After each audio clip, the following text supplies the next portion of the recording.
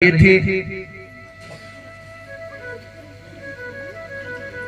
राजा परीक्षित की दिव्य कथा श्रवण करी कि महाराज जैसे कलयुग का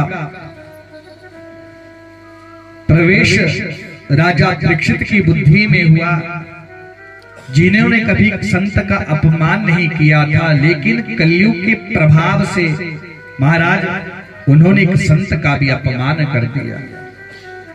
देखो कलयुग बड़ों बड़ों की महाराज बुद्धि बिगाड़ देता है।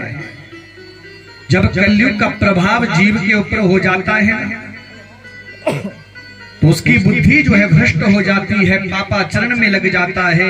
और परीक्षित ने जीवन में एक पाप किया, महाराज संत का अपमान किया, और संत का अपमान करने के कारण महाराज परीक्षित को श्राप लगा है कि आज से 7वें दिन तक्षक के काटने से परीक्षित की मृत्यु हो जाएगी।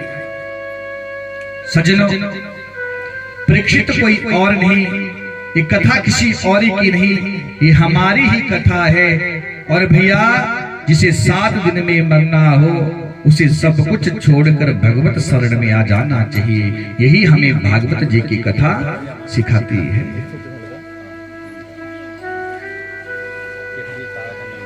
परीक्षित महाराज धन्य है, उन्हें तो इतना पता है कि अगर मेरी मृत्यु होगी तो आज से 7वें दिन होगी, लेकिन भैया हमें तो कल का भी पता नहीं, कल आएगा कि नहीं आएगा। इसलिए जब भी समय मिले भैया उसी क्षण जो है परमात्मा का ध्यान कर लो, प्रभु का नाम ले लो, क्योंकि जीवन का कोई भरोसा नहीं। श्री सुखदेव जी महाराज राजा परीक्षित को भागवत जी की दिव्य कथा श्री शुकताल में सुना रहे हैं। और सज्जनों, श्री सुखदेव जी महाराज कहते हैं परीक्षित ऐसा नहीं कि हम भगवान को याद नहीं करते, बोले बहुत हम भगवान को याद करते हैं, लेकिन कब हमें भगवान की याद आती है? बोले भैया जब हमारे जीवन में दुख आता है तो हमें परमात्मा की याद आती है, और सुख में हम भगवान को भूल जाते हैं। अगर भैया हम सुख में भी परमात्मा को याद करेंगे तो हमारे जीवन में कभी दुख आएगा ही नहीं। दुख में सुमिरन सब करे, सुख में न करे न कोई, जो सुख में सुमिरन करे तो दुख काहे कोई। भैया देखो, अगर हम सुख में भी परमात्मा की याद करेंगे, परमात्मा का ध्यान करेंगे, तो भैया जीवन में कभी दुख आएगा ही नहीं। लेकिन जब जीवन में सुख आता है ना, उस परमात्मा को हम भूल जाते हैं। संसार की माया में पड़कर, इस संसार के वैभव में पड़कर हम उस परमात्मा को भूल जाते हैं, जिसके कारण हमारे जीवन में दुख आता है। श्री सुखदेव जी महाराज कहते हैं परीक्षित, मुझे एक कथा याद आ रही है। एक त्रिकूट पर्वत,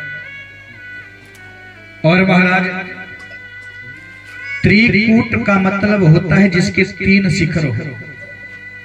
जिस पर्वत के 3 शिखर हो, स्थान का नाम, उस जगह का नाम त्रिकूट है। बोले महाराज जो त्रिकूट पर्वत है, उस त्रिकूट पर्वत की कंदरा में एक गजेंद्र रहता है। गजेंद्र कहते हैं हाथियों के राजा को। वो गजेंद्र अपने परिवार के साथ त्रिकूट पर्वत की कंदरा में रहता है, और महाराज बड़ा ही बलशाली। और जब भी अपने परिवार के साथ वो गजेंद्र वन में भ्रमण करने के लिए जाता ना, भैया जो छोटे छोटे जीव हैं वन के, सब जो है गजेंद्र की जय जयकार करते। तो गजेंद्र उनसे कहता, बोले अगर तुम्हारे जीवन में कोई दुख हो, अगर तुम्हें कोई कष्ट हो, कोई तुम्हें सताए, तो बोले मुझसे कहना मेरे राज्य में कोई दुखी नहीं रह सकता, इतना अभिमान था उस गजेंद्र को।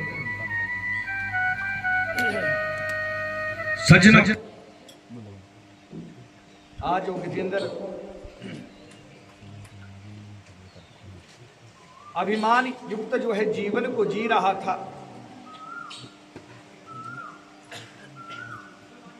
एक दिन सज्जनों कहते हैं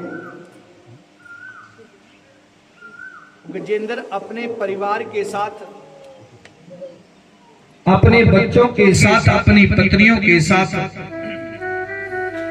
सरोवर में स्नान करने के लिए गया। देखो भैया, हाथी का स्वभाव होता है वो जल में किलोल करता है। किलोल का मतलब होता है खेलता है, क्रीड़ा करता है। आज गजेंद्र अपने परिवार के साथ, अपने बच्चों के साथ, अपनी पत्नियों के साथ जो है सरोवर में स्नान करने गया। और सज्जनों देखो, जिस सरोवर में वो गजेंद्र स्नान करने के लिए गया, बोले उस सरोवर में एक ग्राह रहता था। ग्राह कहते हैं मगरमच्छ। सज्जनों, वो गजेंद्र अपने परिवार के साथ खेल रहा था, तो उस ग्राह ने, उस मगरमच्छ ने क्या किया, उस गजेंद्र के पांव को पकड़ लिया। हाथी ने सोचा, बोले कोई छोटा मोटा जीव होगा, जब उसको पता चलेगा कि राजा के पांव को पकड़ा है तो मुझसे क्षमा मांगेगा। और भैया ध्यान नहीं दिया उस गजेंद्र ने, क्योंकि उसको अपनी शक्ति के ऊपर महाराज अभिमान था और परिवार के साथ खेल रहा है। लेकिन सज्जनों एक बात कहूं, जो ग्राह है मगरमच्छ है, वो जल जंतु, हर जल में उसकी ताकत ज्यादा है। उस ग्राह ने क्या किया, उस हाथी के रक्त का जो है शोषण करने लगा, उसके रक्त को पीने लगा। जैसे धीरे धीरे उसके रक्त को पीने लगा, सज्जनों कहते हैं हाथी की जो शक्ति है क्षीण होने लगी, वो हाथी कमजोर होने लगा। जैसे महाराज हाथी ने देखा कि मेरी शक्ति क्षीण हो रही है, मैं कमजोर हो रहा हूं, तो महाराज जल के अंदर नजर डाली तो क्या देखा, एक विशाल ग्राह मगरमच्छ देखा और कोशिश करने लगा अपने आप को छुड़ाने की। लेकिन सज्जनों कहते हैं वो गजेंद्र हाथी तिल भर भी अपने पांव को नहीं हिला पाया, तिल भर भी अपने पांव को नहीं हिला पाया। जैसे महाराज देखा कि मेरी शक्ति क्षीण हो रही है, महाराज अपनी पत्नियों से कहा, अपने बच्चों से कहा, बोले मुझे ग्राह ने पकड़ लिया है, मेरी सहायता करो, मैं धीरे धीरे जल के अंदर जा रहा हूं, कहीं मेरी मृत्यु ना हो जाए। अपने परिवार को पुकारा। महाराज कहते हैं आज वो पत्नियां, आज वो बच्चे आए, उस गजेंद्र की सूंड के साथ सूंड मिलाई और महाराज खींचने लगे। लेकिन कहते हैं सज्जनों बहुत कोशिश करी, लेकिन उस गजेंद्र को, उस हाथी को बाहर नहीं निकाल पाए। जब बहुत समय हो गया ना, तो आज वो बच्चे जो है अपने पिता को, उस गजेंद्र को छोड़कर जाने लगे।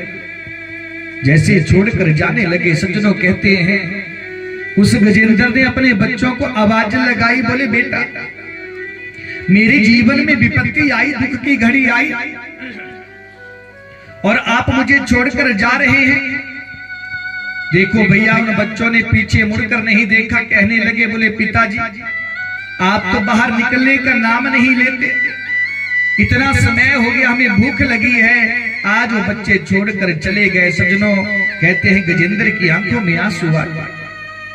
बोले जिन बच्चों के लिए न जाने मैंने कितने कष्ट सहे, कितने दुख सहे, लेकिन बोले आज मेरे जीवन में दुख की घड़ी आई, संकट की घड़ी आई, बोले मेरे बच्चे मुझे छोड़कर चले गए, जिनके लिए मैंने ना जाने कितने दुख सहे हैं। आज जब बच्चे चले गए, पत्नियां कोशिश करने लगी, लेकिन सज्जनों आज वो पत्नियां भी उस गजेंद्र को बाहर नहीं निकाल पाई। जब वो पत्नियां भी बाहर नहीं निकाल पाई, महाराज पत्नियां भी आज उस गजेंद्र को, अपने पति को जो है छोड़कर जाने लगी। महाराज ये कहते हैं, गजेंद्र ने कहा, बोले आप तो मेरी धर्म पत्नियां हो, बोले दुख की घड़ी में आप मुझे छोड़कर जा रही हो। महाराज पत्नियों ने भी साथ नहीं दिया। जब पत्नियों ने साथ नहीं दिया तो आज गजेंद्र को महाराज जो परिवार के ऊपर विश्वास था, विश्वास टूट गया। बोले भैया ये जो संसार के लोग हैं ना, बोले कब तक आपके साथ हैं? बोले जब तक आपके पास कुर्सी है, जब तक आप बिल्कुल स्वस्थ हैं, जब तक आप बिल्कुल ठीक हैं, भैया सब तुम्हारे साथ चलेंगे। आपके पास पैसा है, गाड़ी है, सब आपकी जय जयकार करेंगे। लेकिन भैया जब आपके पास धन दौलत नहीं रहेगी, आपके जीवन में दुख आएगा, विपत्ति की घड़ी आएगी, तो भैया इस संसार के लोग ना ये धोखा दे देते हैं। भैया अपनों का पता कब चलता है? बोले अपनों का पता विपत्ति के समय ही चलता है।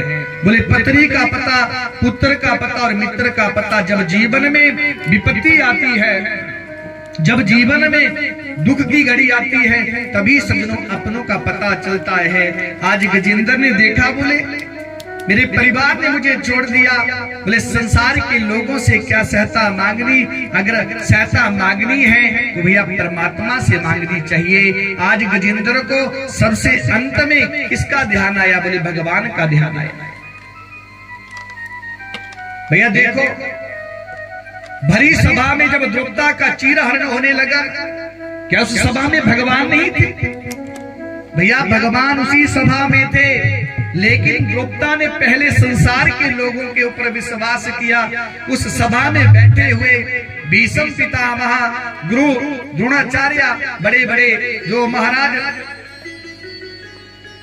वहां पर बुजुर्ग बैठे थे, महाराज उनके ऊपर भरोसा किया। लेकिन जब उन्होंने सहायता नहीं करी ना, तो सोचा बोले मेरे पति यहाँ पर हैं, मेरे पतियों के सामने कौन मेरे वस्त्रों को उतार सकता है, चीरहरण कर सकता है?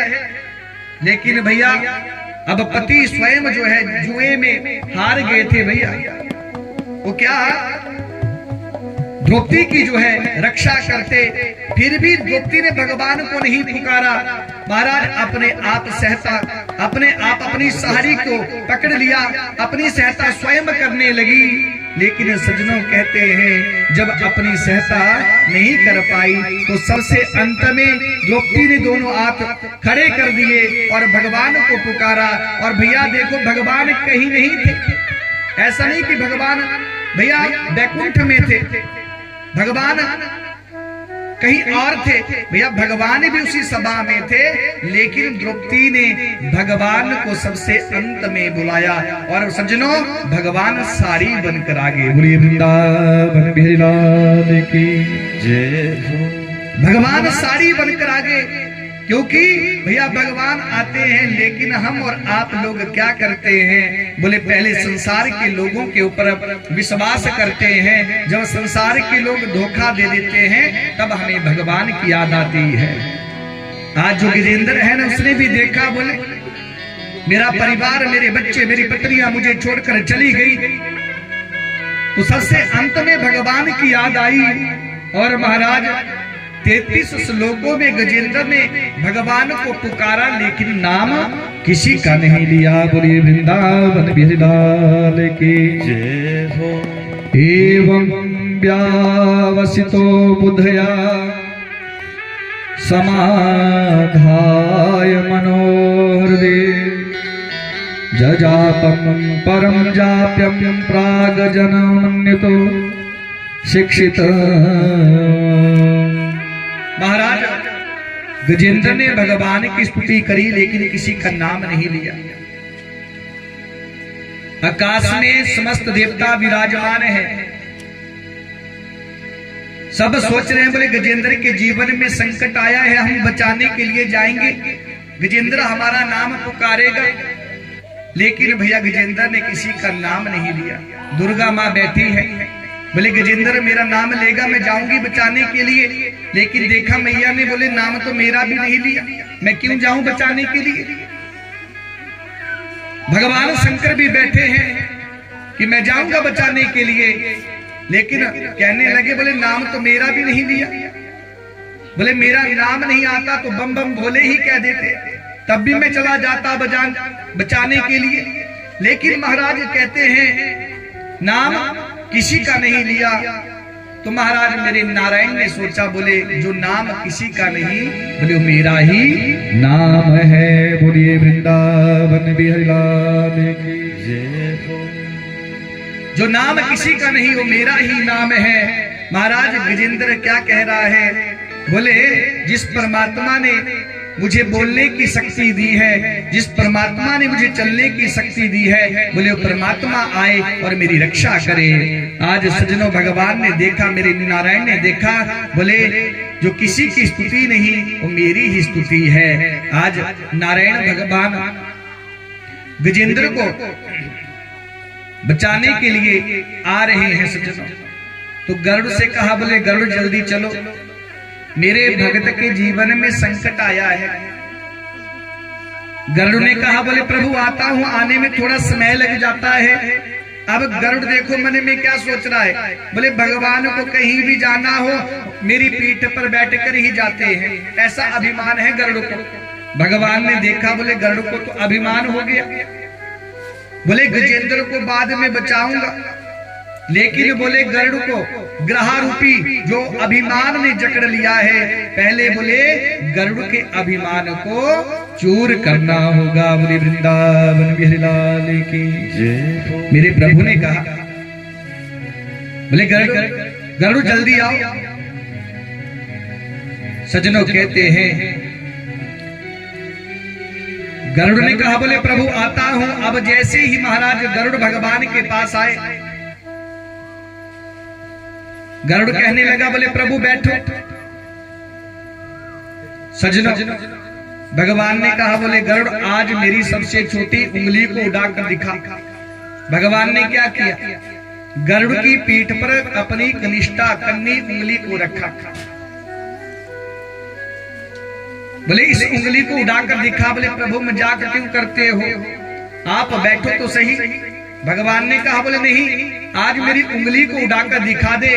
महाराज कहते हैं जैसे भगवान ने गरुड़ की पीठ पर अपनी उंगली को रखा ना, तो जैसी गरुड़ जी महाराज उड़ने का प्रयास करने लगे, पसीना पसीना हो गए, लेकिन तिल भर भी हिल नहीं पाए।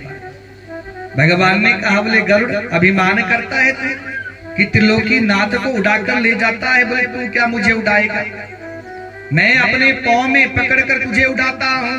आज सज्जनों भगवान ने गरुड़ का अभिमान चूर कर दिया। इधर उस गजेंद्र ने सोचा, बोले अब मुझे बचाने वाला कोई नहीं, मैं मर जाऊंगा, क्योंकि भैया अब सूंड भी तिलवर बाहर रही है और पूरा पानी में डूब गया है। गजेंद्र ने सोचा, बोले अब मैं मर जाऊंगा, मुझे बचाने वाला कोई नहीं। इतने में महाराज आकाश की ओर देखा तो मेरे नारायण प्रभु गरुड़ पर बैठकर आ रहे हैं। जैसे मेरे परमात्मा को देखा, सज्जनों क्या किया, बोले सरोवर में एक फूल था कमल पुष्प, उस फूल को तोड़ा और भगवान को अर्पित कर दिया। बोलिए वृंदावन बिहारी लाल की जय हो। अर्पित किया भगवान ने। सज्जनों क्या किया, उस गजेंद्र को सूंड से पकड़ा और महाराज बाहर खींचा। तो कहते जो ग्रहा है, जो मगरमच्छ है, गजेंद्र हाथी के पांव को पकड़ा है ना, वो भी बाहर आ गया। तो सज्जनों मेरे प्रभु ने अपने सुदर्शन चक्र से ग्रह का जो है उद्धार कर दिया। बोलिए वृंदावन बिहारी लाल की। महाराज कहते हैं उद्धार किया। तो इधर परीक्षित जी ने प्रश्न किया श्री सुखदेव जी महाराज से, बोले महाराज गजेंद्र और गरुड़ बोले कोई मानव तो नहीं थे, फिर भी बोले इन्हें भगवान का दर्शन हुआ, भगवान को इनके पास आना पड़ा। बोले हे सुखदेव जी महाराज हम इनके पूर्व जन्म की कथा सुनना चाहते हैं। बोले मगरमच्छ और जो हाथी है बोले कौन थे? तो महाराज कथा आती है, श्री सुखदेव जी महाराज कहते हैं परीक्षित, ये जो ग्रहा है मगरमच्छ है, बोले पूर्व जन्म में हु नाम का गंधर्व था।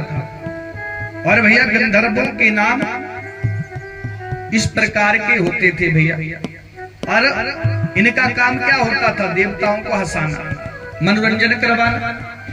एक दिन हु नाम का जो गंधर्व है सज्जनों कहते हैं, कहीं जा रहा था तो एक सरोवर में एक संत महात्मा को देखा, देवल ऋषि को देखा। देवल ऋषि जो है स्नान कर रहे थे महाराज। स्नान करने के बाद उस जल में ही भगवत ध्यान कर रहे थे। तो हु नाम का जो गंधर्व है उसने क्या किया? जल के अंदर गया और महात्मा के पांव को पकड़ लिया। और महाराज महात्मा जी एकदम डर गए, घबरा गए। और हु नाम का जो गंधर्व है भैया कहते हैं उस जल से बाहर आया और बाहर आकर हंसने लगा।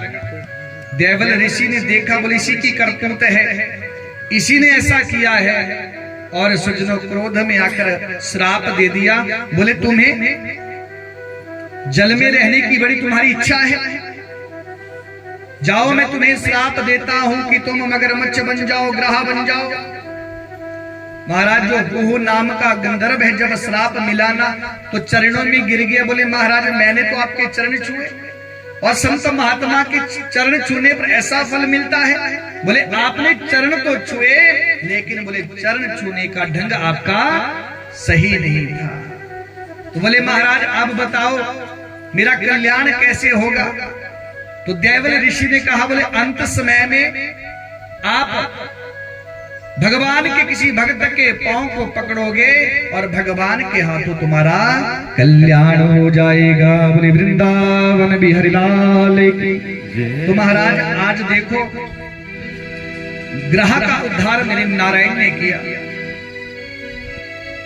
भगवान के जो भक्त गजेंद्र है उनके पांव को पकड़ा है ग्रह ने। तो सज्जनों परीक्षित जी ने पूछा, बोले ये जो हाथी है पूर्व जन्म में कौन था? तो महाराज कथा आती है, बोले जो हाथी था ना ये पूर्व जन्म में द्रविड़ देश के राजा इंद्रद्युम्न थे। महाराज राज पाठ छोड़कर वन में आ गए और वन में आकर भगवान की भक्ति करने लगे। तो सामने से अगस्त ऋषि जी जा रहे थे। तो कहते हैं सज्जनों इंद्रद्युम्न जो राजा है ना ऋषि को प्रणाम नहीं किया। अगस्त ऋषि ने देखा, बोले राजा है और संत महात्मा को प्रणाम करना चाहिए, लेकिन बोले प्रणाम नहीं किया और क्रोध में आगे बोले तुम्हारी जो बुद्धि है बोले वो जड़ हो गई है, हाथी की तरह तुम्हारी बुद्धि हो गई है। बोले जाओ मैं तुम्हें श्राप देता हूं कि तुम हाथी ही बन जाओ। बोले वृंदावन बिहारी लाल की। इंद्रद्युम्न राजा ने कहा, बोले महाराज मैंने आपको देखा नहीं, मुझे क्षमा करें, लेकिन बोले आपने मुझे श्राप दिया है, आपका श्राप स्वीकार है, लेकिन इतना बता दो ना बोले मेरा कल्याण कैसे होगा? बोले अंत समय में तुम भगवत नाम लोगे, भगवान को पुकारोगे और भगवान तुम्हारी रक्षा करने के लिए आ जाएंगे। बोले वृंदावन बिहारी लाल की जय। तो महाराज आज स्वयं नारायण भगवान जो है गजेंद्र की रक्षा करने के लिए आए और भगवान ने कहा, बोले गजेंद्र तुम्हारे द्वारा जो स्तुति करी गई है, जो भी संसारिक जीव इस स्तुति को करेगा बोले उसके जीवन में कभी कोई दुख आएगा ही नहीं। बोले वृंदावन बिहारी लाल की जय। इसलिए सज्जनों भगवान के ऊपर विश्वास रखो। लेकिन हम संसारिक जीव क्या करते हैं? बोले भैया हमें विश्वास नहीं होता, हम संसार के लोगों के ऊपर ज्यादा विश्वास करते हैं और जिसके कारण हम उस परमात्मा को भूल जाते हैं। हम भूल जाते हैं भैया कि एक दिन हमें उन्हीं परमात्मा के यहाँ जाना है। फिर भी हम भूल कर महाराज ना जाने कैसे कैसे पाप करते हैं। अगर भैया एक बात कहूं, व्यक्ति को अपनी मृत्यु याद रहे ना तो जीव कभी पाप कर्म कर ही नहीं सकता है। लेकिन भैया हम भूल जाते हैं, हम सोचते हैं कि हम कभी मरेंगे नहीं, और ऐसे ऐसे पाप हम करते हैं जिसके कारण हमें अनेक जो है कष्ट उठाने पड़ते हैं। और सज्जनों, इस कलिकाल में मात्र भगवत नाम ही ऐसा है कि महाराज चलते फिरते उठते अगर हम भगवत नाम लेते हैं तो हमारा कल्याण हो जाता है। वृंदावन बिहार की। तो आइए प्रभु चरणों में चले और क्या कहेंगे। वृंदावन बिहार की। हो गए भव से पार लेकर नाम तेरा। आइए भाव के साथ परमात्मा से प्रार्थना करें, नारायण से प्रार्थना करें, हे प्रभु हम आपकी शरण में हैं, आप हमारा भी कल्याण करें। तो ये मीठी मीठी तालियों के साथ क्या कहेंगे। वृंदावन बिहार की। नाम तेरा जी नाम तेरा,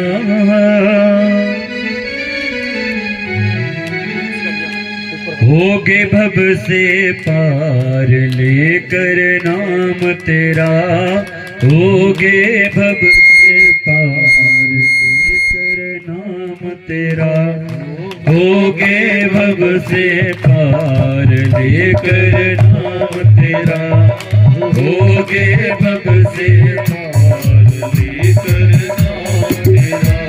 ओ नाम तेरा जी नाम तेरा,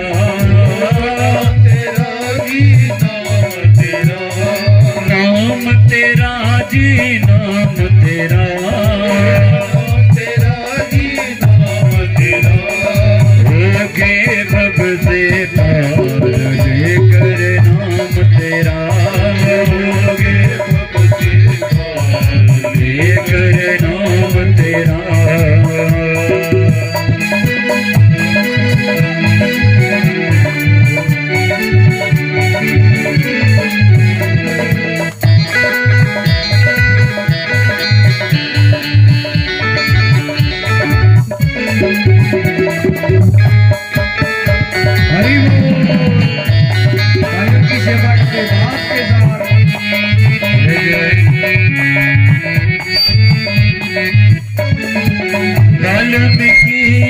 दीन दुखिता वाल्मीकि,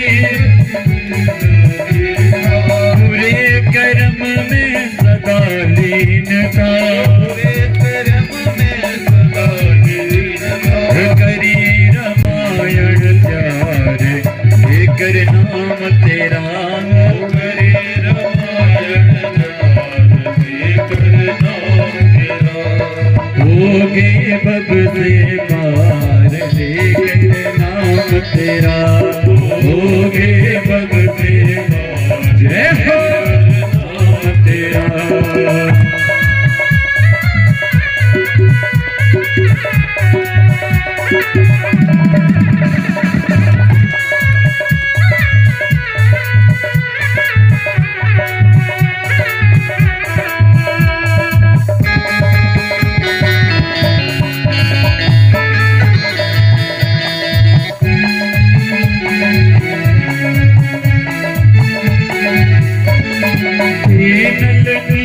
जाति के बान रे,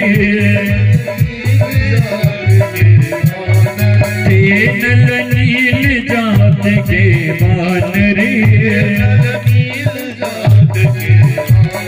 राम नाम लिख दिया दिला पर, राम नाम लिख दिया दिला पर,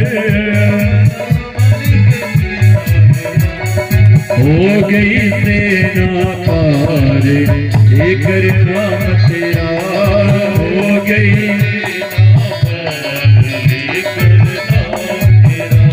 हो गए भव से पार लेकर नाम तेरा।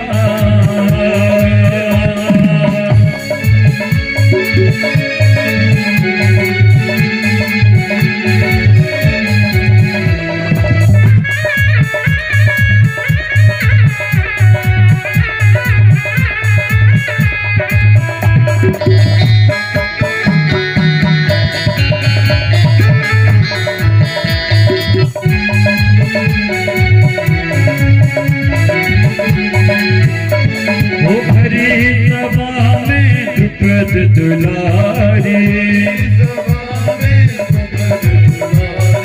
कृष्ण द्वारिका नाम पुकारी भरी सभा में सुपद दुलारी कृष्ण द्वारिका नाम पुकारी ओ बढ़ गया चीर अपार लेकर नाम तेरा बढ़ गया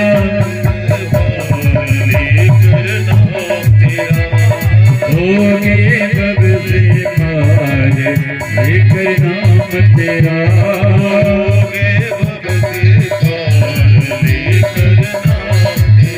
हो नाम तेरा जी नाम तेरा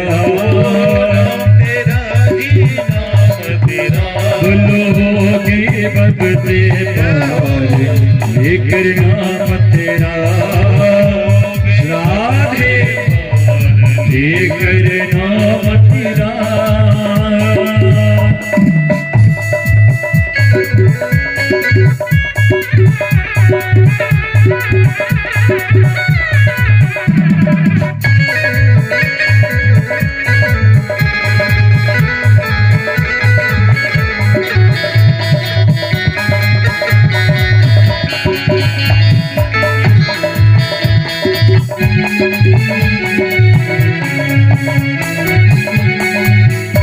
ओ मेरा गिरधर नाम पुकारी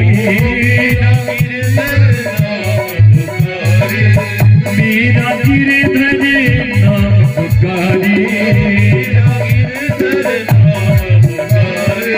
श्री अमृत कर दिया मुरारी ओ खुल के चारों नाम लेकर नाम तेरा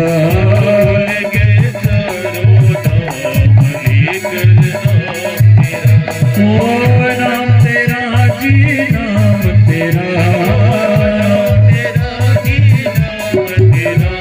हो गए मग से पार लेकर नाम तेरा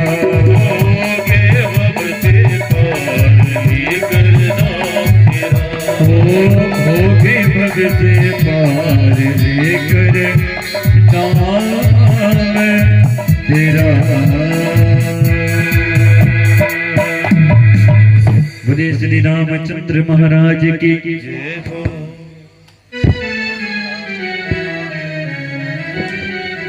वृंदावन बिहारी लाल की जय जय श्री राधे जय जय श्री राधे जय श्री राधे सजना। तो गज और ग्रह की कथा हमने श्रवण करी भैया, और एक कथा हमें ज्ञान देती है इस संसार में अगर कुछ सत्य है वो भगवत नाम है, और संसार जो है झूठा है, रिश्ते नाते भैया, इसलिए जितना भी हो सके सदैव हम सबको भगवत चरणों का ध्यान करना चाहिए। तो आइए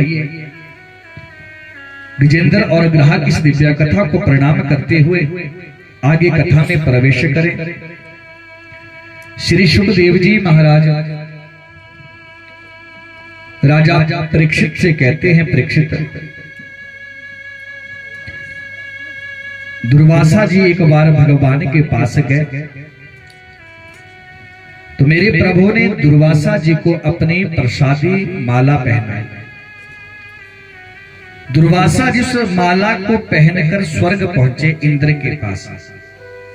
इंद्र ने क्या किया, बड़ा स्वादिष्ट भोजन खिलाया दुर्वासा जी को। दुर्वासा जी प्रसन्न हो गए और भगवान ने जो माला दी थी वो इंद्र को पहना दी। लेकिन सज्जनों कहते हैं जो इंद्र का हाथी इरावत है उसने क्या किया, भगवान की प्रसादी को उस माला को पैरों के नीचे कुचल दिया, जिसके कारण इंद्र को शरीर से हीन होना पड़ा। स्वर्ग से दूर रहना पड़ा और दैत्य जो लोग है वो सम्राट बन गए। तो मेरे परमात्मा ने देवताओं के मनोभाव को पूर्ण करने के लिए, देवताओं की इच्छा को पूर्ण करने के लिए मेरे परमात्मा ने समुद्र मंथन करवाया। क्या करवाया? समुद्र मंथन। भैया देखो, जब समुद्र मंथन होने लगा तो कहते हैं जो वासुकी नाग है उसकी रस्सी बनाई गई, मंदराचल पर्वत जो है उसकी मथानी बनाई गई और मंथन होने लगा। देखो भैया, जब हम मंथन करते हैं ना तो मंथन से जो है अनेक जो है पदार्थ निकलते हैं, अनेक जो है महाराज अनेक चीजें जो है निकलती है। वैसे ही भैया बोले हमारा जीवन भी एक मंथन है। जन्म से लेकर जब तक हम जिंदा रहते हैं ना भैया, तब तक कुछ ना कुछ हम सीखते हैं। हम जीवन जी रहे हैं ना भैया, ये भी एक मंथन है। कभी दुख आएगा, कभी सुख आएगा, फिर भी हम भैया जीवन जी रहे हैं, चाहे दुख हो चाहे कष्ट हो। तो कहने का भाव कि भैया हमारा जीवन भी एक मंथन है। तो आज देवताओं के लक्ष्य को पूर्ण करने के लिए मेरे परमात्मा ने समुद्र मंथन करवाया। तो भैया जैसे ही समुद्र मंथन होने लगा ना तो कहते हैं जो मंदराचल पर्वत है वो पानी में डूबने लगा। तो समस्त देवताओं ने भगवान का ध्यान किया। तो यहाँ पर भगवान जी ने एक और अवतार लिया है। कौन सा अवतार भगवान ने लिया है? बोलिए कच्छप भगवान की जय। भगवान कछुए के रूप में प्रकट हुए और मंदराचल पर्वत को अपनी पीठ के ऊपर स्थापित कर दिया। मंथन होने लगा। अब भैया देखो, मंथन किस चीज के लिए हो रहा था? अमृत के लिए। लेकिन भैया सबसे पहले क्या निकल गया? जहर निकल गया। तो कहने का भाव भैया, जहां अच्छी वस्तु को प्राप्त करने से पहले हमें बुरी वस्तु का सामना करना पड़ता है। जहां पुण्य होता है वहां पाप भी होता है, जहां धर्म होता है वहां अधर्म भी होता है। तो महाराज समुद्र मंथन होने लगा। क्या निकल गया? बोले जहर निकल गया। विचार करने लगे सब महाराज, इस जहर को किसे पिलाया जाए, क्योंकि भैया कालकूट नाम का विष इस पृथ्वी पर अगर गिर जाता भैया तो पृथ्वी पर प्रलय आ जाता, अनेक लोगों को कष्ट होता, दुख होता महाराज। ऐसा भयंकर वो विष था। तो विचार करने लगे, बोले भैया इस विष को किसको पिलाया जाए? तो महाराज भगवान शंकर की याद आई और समस्त देवता भगवान शंकर के पास गए। बोले प्रभु कृपा करो। बोले समुद्र मंथन से विष निकला है, इस विष का आप पान करो। सामने मां भगवती पार्वती देवी, मां भगवती जो है पार्वती वहां पर विराजमान है। तो भोले बाबा ने पार्वती मैया की तरफ देखा। देवता समझ गया, बोले पार्वती मैया अगर हां कर देगी तभी भोले बाबा विष का पान करेंगे। तो देवताओं ने मां भगवती से प्रार्थना करी, बोले देवी कृपा करो ना, भोले बाबा से कहो। अब भैया आप विचार करो कि कौन सी स्त्री ऐसी होगी जो कह दे भैया अपने पति को कि आप जहर पी लो? कहेगी कोई नहीं कह सकती ना। लेकिन भैया कलयुग का कोई भरोसा नहीं, 100 में से 2-4 हो भी सकती है जो कह दे पी लो जहर। क्योंकि भैया देखो अभी आपने कितनी घटनाएं सुनी हैं, सबको पता है महाराज। तो स्थिति ऐसी हो गई है कलयुग का भैया, कोई पता नहीं कब क्या हो जाए। बोली वृंदावन बेलाल की। तो महाराज पार्वती मैया ने क्यों कहा कि आप विष का पान करो? क्योंकि सज्जनों मां भगवती को पता है कि मेरे जो पति हैं वो शक्तिवान है, समर्थवान है। उनका विष कुछ नहीं बिगाड़ सकता, क्योंकि मेरे प्रभु मेरे पति बोले काल नहीं महाकाल है, बोले विष इनका कुछ नहीं बिगाड़ सकता। तो महाराज पार्वती मैया ने कह दिया, बोले आप विष का पान करो। जैसे भोले बाबा विष का पान करने लगे सज्जनों, तो भगवान ने सोचा, बोले अगर इस विष को मैं अपने उदर में ले जाता हूं तो बोले मेरे मन में मेरे राम है, बोले कहीं मेरे राम को कष्ट ना हो। तो भगवान ने क्या किया, बोले उस विष को अपने कंठ में ही धारण कर लिया। और जैसे ही सज्जनों उस विष को कंठ में धारण किया ना, तो बोले मेरे परमात्मा का जो कंठ है भैया बोले नीला पड़ने लगा। इसलिए भगवान शंकर का यहाँ पर एक और नाम पड़ा है, बोले नीलकंठ भगवान की। क्या नाम पड़ा? नीलकंठ नाम पड़ गया। पुनः समुद्र मंथन होने लगा भारत। बोले अब काम धेनु गाय निकली जो देवताओं को दी। गाय के बाद महाराज सुंदर धनुष निकला, चंद्रमा निकला, कई प्रकार के जो है रत्न निकले, अप्सराएं निकली। मां भगवती लक्ष्मी जी का प्रादुर्भाव हुआ, जिनका विवाह नारायण भगवान के साथ हुआ। और बोले सबसे अंत में धनवंतरी, देखो भगवान का यहाँ एक और अवतार हुआ है धनवंतरी के रूप में। बोले धनवंतरी भगवान की। भगवान धनवंतरी के रूप में जो है प्रकट हुए हैं, हाथ में अमृत है। और सज्जनों दैत्यों ने क्या किया, बोले जैसे धनवंतरी जी महाराज ने देवताओं को अमृत दिया तो दैत्यों ने उस अमृत को खींच लिया और महाराज वहां से भाग गए। जैसे भागने लगे तो मेरे परमात्मा ने यहाँ पर एक और अवतार लिया है। बोलिए मोहिनी भगवान की। देखो भैया एक कथा में भगवान के कितने अवतार हो गए। कच्छप अवतार, धनवंतरी अवतार, मोहिनी अवतार भगवान ने लिया। भगवान ने जब मोहिनी अवतार लिया ना, तो जो दैत्या लोग हैं भगवान के मोहिनी रूप में मोहित हो गए। भगवान ने कहा, बोले सुनो, बोले दैत्यों, बोले इस कलश के ऊपर ना बोले जल है, बोले गाढ़ा गाढ़ा अमृत तो नीचे है। बोले ऊपर वाला जो जल है ना, बोले देवताओं को मैं पिला दूंगा। और बोले जो अमृत है लास्ट में अंतिम में बचेगा ना, बोले वो आपको पिलाया जाएगा। तो सज्जनों कहते हैं एक पंक्ति में कौन बैठे गए? देवता। दूसरी पंक्ति में दैत्य बैठे गए। अब मोहिनी भगवान ने क्या किया, देवताओं को अमृत का पान करवाने लगे। देवताओं ने महाराज जैसे ही पान किया तो कहते हैं कि दैत्यों के बीच में एक स्वर भानु नाम का एक राक्षस है, दैत्य है, बड़ा चालाक है। उसने सोचा बोले कोई गड़बड़ है, और क्या किया, देवताओं का रूप धारण कर लिया और सूर्य और चंद्रमा के मध्य बैठ गए।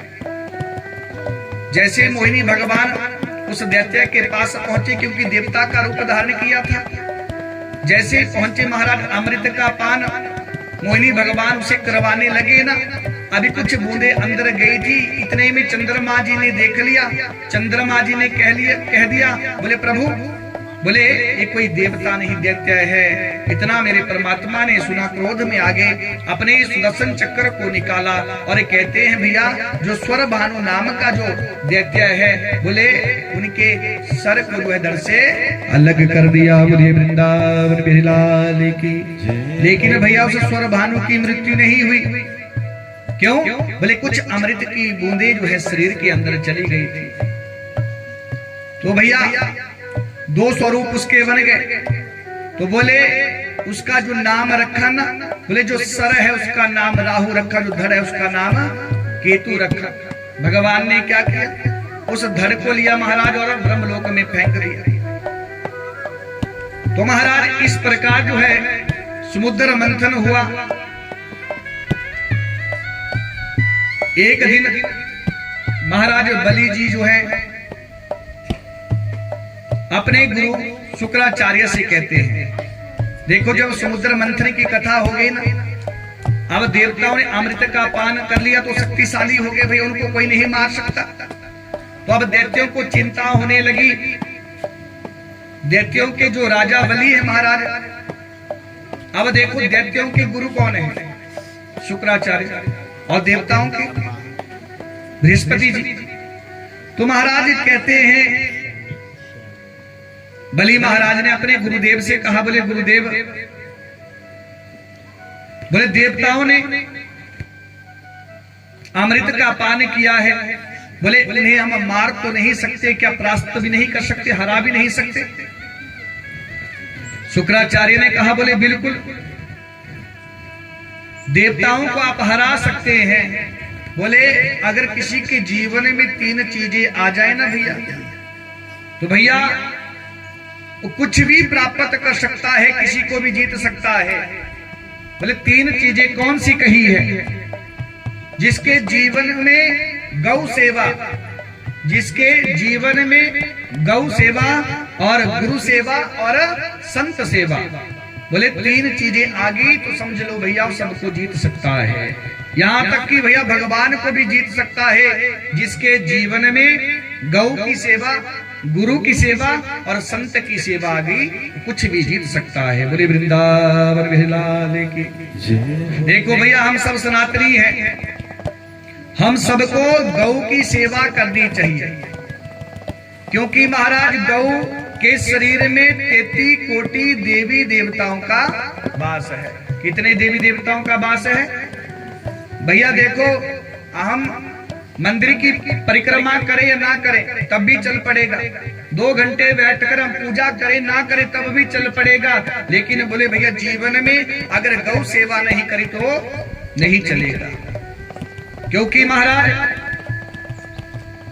गौ जो है वो हमारी माँ है, और भैया अपनी माँ की जो है सेवा अवश्य करनी चाहिए भैया। और गौ के गोबर के बिना कोई यज्ञ भी संपन्न नहीं होता। जब हम कोई अनुष्ठान करते हैं, यज्ञ करते हैं ना, तो भैया गौ के गोबर का लेपन किया जाता है, क्योंकि भैया गौ के गोबर में लक्ष्मी का वास है। शिव महापुराण में कथाएं आती है। और जो गौमूत्र है, गौमूत्र में गंगा का वास है, और जितने देवी देवता हैं गौ माता के शरीर में प्रवेश कर चुके हैं, गौ माता के शरीर में रहते हैं भैया। अगर किसी को पितृ दोष हो भैया, देखो पितृ दोष का यज्ञ करवाना तो लाखों रुपया लगता है, हजारों रुपया लगता है भैया। लेकिन अगर किसी को पितृ दोष है तो भैया गौ माता की सेवा शुरू कर लो भैया, आपका पितृ दोष दूर हो जाएगा। ऐसी महिमा है गौ माता की। और एक बात कहूं, आजकल भैया हमारे यहाँ ना गौ दान का एक रिवाज चल पड़ा है। क्या बोले भैया एक गाय का 10-10 बार दान हो रहा है। भैया बुरा मत मानना, ऐसे गौ दान नहीं होता। ये हम और आप लोग भैया फॉर्मेलिटी कर रहे हैं, सीधी सी बात। शास्त्र कहता है भैया जिस गौ का आप दान करें उसको बेचा ना जाए, और दोबारा उस गौ का जो है दान ना किया जाए, ऐसे गौ दान होता है भैया। देखो भैया आप गौ दान करने की आपकी इच्छा है तो भैया चांदी की गाय ले आओ, बछड़ा सहित, और उस गौ का जो है आप दान करें भैया, उतना ही फल आपको मिलेगा। क्योंकि भैया जितना खर्च आप जो दूसरा गौदान होता है उसका भी उतना ही खर्च आता है, और चांदी की जो आप गाय बनाएंगे उसका भी उतना ही खर्च आता है। तो भैया अगर आपके पास गौ माता की व्यवस्था ना हो, गौ माता ना मिले, तो आप चांदी की गाय बनाकर जो है बछड़ा से उसका दान करें, ये भी भैया गौदान हो जाता है। और शास्त्र में इसी गौदान को बताया गया है। बोले वृंदावन गिरिलाल की। तो महाराज देखो गौ माता की जब हम परिक्रमा करते हैं, जितने भी देवी देवता है उनकी परिक्रमा कहाँ से शुरू होती है? मुख के सामने से, और मुख पर ही खत्म होती है। लेकिन गौ माता एक ऐसी है भैया, जब भी आप गौदान करेंगे तो गौ माता की पूंछ पकड़ी जाती है, तब गौ माता का दान किया जाता है। और एक बात और कहूं भैया कि जब गौदान करे तो शास्त्र कहता है, बोले जब गौ माता की परिक्रमा करे तो बोले मुख के सामने हमें नहीं जाना चाहिए। बोले कैसे परिक्रमा करें? बोले भैया क्या करें? बोले गौ के मध्य से निकल कर जो है पूंछ पर ही खड़े हो जाए, इस प्रकार जो है गौ माता की परिक्रमा करनी चाहिए। लेकिन भैया कई बार गौ माता भैया क्रोध वाली भी होती है, हाँ, लगे गौदान करने और भैया हाँ नीचे से निकलने लगे और अपना ही गौदान हो गया। बोले वृंदावन बिलाल की। तो भैया अगर डर वाली बात हो ना तो समा मानकर जो है आगे से भी आप परिक्रमा कर सकते हैं, लेकिन जो नियम है कि गौ के मध्य से निकल कर भैया वैसे हमें परिक्रमा करनी चाहिए, क्योंकि गौ का जो मुख है अपूज्य है। गौ के पूरे शरीर की आप पूजा कर सकते हैं, लेकिन गौ के मुख की पूजा नहीं होती है। गौ माता ने दधीची ऋषि के शरीर को चाटा था और उनकी मृत्यु हो गई थी। मां सीता ने भी गौ को जो है श्राप दिया था, गौ माता ने झूठ बोला था, और भगवान शंकर ने भी महाराज श्राप दिया है गौ माता को, क्योंकि गौ माता ने झूठ का साथ दिया था। इसलिए भैया गौ माता के पूरे शरीर की जो पूजा होती है, लेकिन बोले जो मुख है वह पूज्य कहा गया है। बोले वृंदावन बिलाल की जय जय जय जय जय जय। इसलिए महाराज गौ की पूजा हम सबको करनी चाहिए। और भैया यहाँ तक अगर किसी बच्चे का जन्म गंडमूल में हो जाते, गंडमूल जानते हैं आप,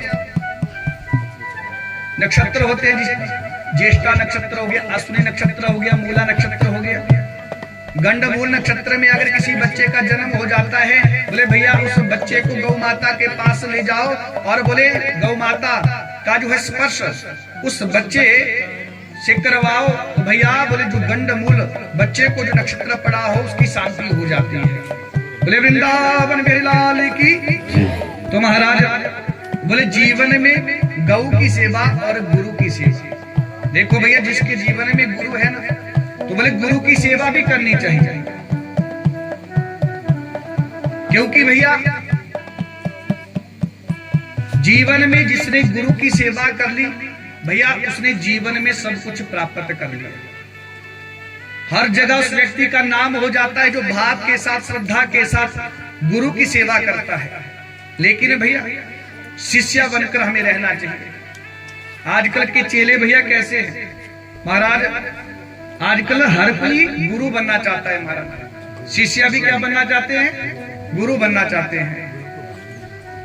बोले महाराज देखो एक बार एक कथा मुझे याद आ रही। एक गुरुजी ना गांव में गए। अब जैसे गांव में गए ना भैया, तो गांव का एक व्यक्ति बोले महाराज मुझे भी चेला बनना है। गुरुजी ने कहा बोले बन जाओ चेला। और महाराज चेला बन गया तो गुरुजी ने कहा बोले राम राम कहा करो। चेला कहने लगा बोले महाराज ये छोटी सी बात, थोड़ा बोले और ऊंचा। अब गुरुजी विचार करने लगे, बोले शिष्य नहीं मुझे गुरुजी मिल गए। तो गुरुदेव ने कहा बोले ठीक है, बोले आप रामचरितमानस पढ़ा करो। बोले गुरुदेव रामायण भी हर कोई पढ़ता है, सब पढ़ते हैं। बोले उससे भी ऊंचा, कुछ और ऊंचा। तो गुरुदेव ने कहा बोले आप गीता पढ़ा करो। बोले गुरुदेव ये ठीक है। तो आज गुरुदेव जो है गीता की महिमा सुनाने लगे। और महाराज एक श्लोक आया, सर्वो उपनिषदो गावो दुग्धा गोपाल नंद नंदना। बोले जितने भी उपनिषद हैं बोले वो गाय हैं, और उनका दोहन करने वाले कौन है, बोले श्री कृष्ण भगवान है। अब भैया 1-2 घंटे तक चर्चा चली। अब जो शिष्य जी गुरुदेव जी महाराज, अब जैसे महाराज करे ना तो गुरु का और मन करे महाराज की बड़े भाव से सुन रहा है। अब गुरु सोचे क्या क्या सुना दूं शिष्य को। महाराज थोड़ा समय हो गया तो जैसे ही गीता की महिमा पूरी हुई ना, गीता की महिमा गुरुदेव ने सुनाई, तो महाराज गुरुदेव ने पूछ लिया बोले बेटा कुछ पता ना लगा हो तो पूछ लो। शिष्य कहने लगा बोले गुरुदेव हमें ना पता चले। अब गुरुजी विचार करने लगे, बोले हम ही तुम्हें समझ नहीं पाए। लेकिन शिष्य ने थोड़ी देर बाद विचार किया, बोले गुरुदेव बार बार पूछ रहे हैं कि कुछ पता ना चले, बोले गुरुदेव बुरा ना मान जाए। तो बोले ऐसा करता हूं, बोले गुरुदेव से पूछ लेता हूं। क्यों? क्योंकि बार बार पूछ रहे हैं कि कुछ पता ना चला हो तो पूछ लो। लेकिन शिष्य कहता बोले गुरुजी हमें पता ना चले, आप बोले कम सुनाते हो लेकिन हम आपसे ज्यादा समझ जाते हैं। तो शिष्य ने महाराज जब इतना गुरुदेव से कहा और मन में भाव आया कि गुरुदेव बार बार पूछ रहे हैं, तो बोले क्यों ना मैं कुछ पूछ लूं, नहीं तो बुरा नहीं मान जाएगा। तो क्या कहने लगा, बोले गुरुदेव मुझे एक एक शब्द का अर्थ का पता चल गया, एक एक शब्द मुझे समझ में आ गया। लेकिन बोले आपने एक श्लोक बोला, बोले दो गधा गोपाल नंदना।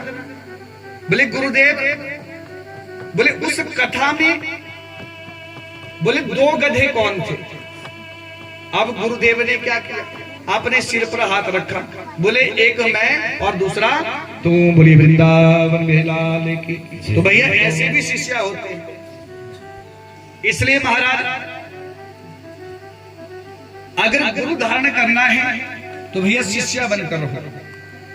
महाराज आजकल ऐसी स्थिति हो गई है महाराज, देखो जब गुरु धारण करते हैं ना, तो एक और बात कहता हूं भैया कि गुरु पूर्णिमा के दिन वर्ष में एक बार आती है, तो भैया उस दिन क्या करें, गुरुदेव का पूजन करना चाहिए। और ऐसा नहीं भैया कि गुरु बना लिया और फिर जीवन भर याद नहीं रखा, ऐसा नहीं, बीच बीच में गुरुदेव को याद भी करना चाहिए।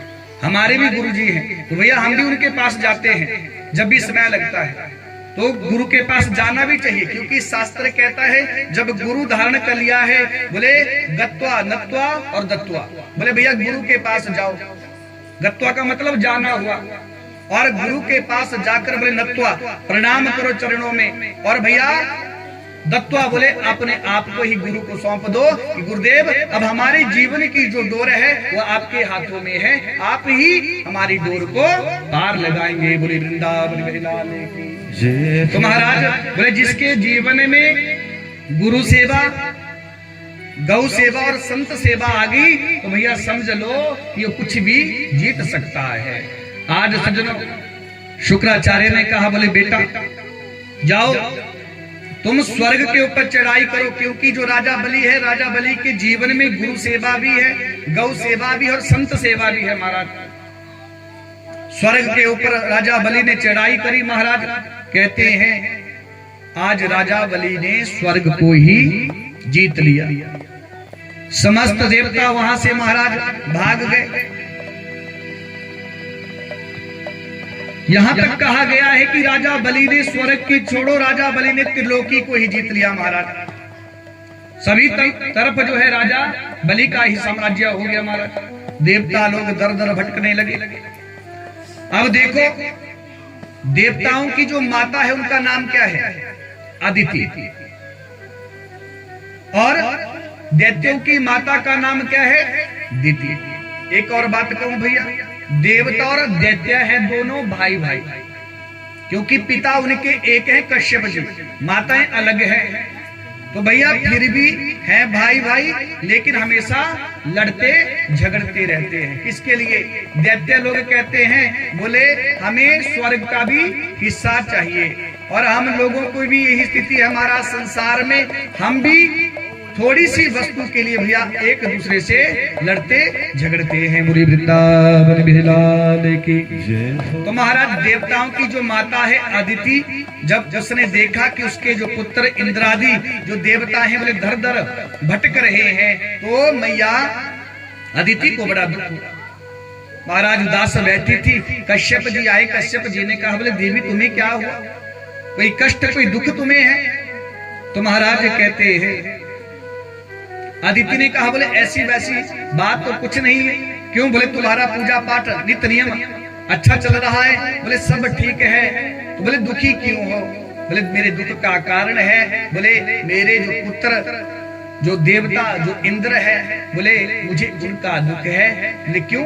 बोले मेरे पुत्र जो इंद्र है उनके स्वर्ग को, बोले स्वर्ग की छोड़ो राजा बलि ने त्रिलोकी को ही जीत लिया है। बोले वृंदावन बिलाल की। बोले मैं किसी का अनित नहीं चाहती, मैं किसी का बुरा नहीं चाहती, बस मैं इतना चाहती हूँ बोले कि मेरे घर में एक ऐसा पुत्र आए जो राजा बलि से त्रिलोकी को मांग कर ले आए और मेरे पुत्र इंद्र के स्वर्ग को दे दे, बस मैं यही चाहती हूँ और किसी का मैं बुरा नहीं चाहती हूँ, एक ऐसा पुत्र चाहती हूँ। कश्यप जी कहने लगे, बोले देवी कौन किसका पुत्र, कौन किसकी माता? बोले एक मात्र ब्रह्म है। भैया घर में पुत्र हो जाता है तो आप सोचें कि भैया हम सुखी हैं। भैया संतान से भी कोई सुखी नहीं होता है। अगर वही पुत्र का पुत्र हो जाए ना भैया, तो बार बार वो पुत्र दुख देता है, दुखी करता है। इसलिए भैया संसार में अगर सुख है वो भगवान के नाम में है, अन्यथा किसी वस्तु में सुख नहीं है। महाराज इतना विचार करो, भगवान राम जब दशरथ जी महाराज के यहाँ आए तो क्या भैया उनके कर्म क्या श्रेष्ठ नहीं थे? भगवान को आने में इतना समय लगा। भैया देखो भगवान भी सोचते हैं, बोले कि महाराज मैं किसके घर जाऊं, किसके पुण्य कर्म ऐसे हैं कि मैं उनके घर जाऊं। तो भैया देखो भगवान को आने में समय लगता है।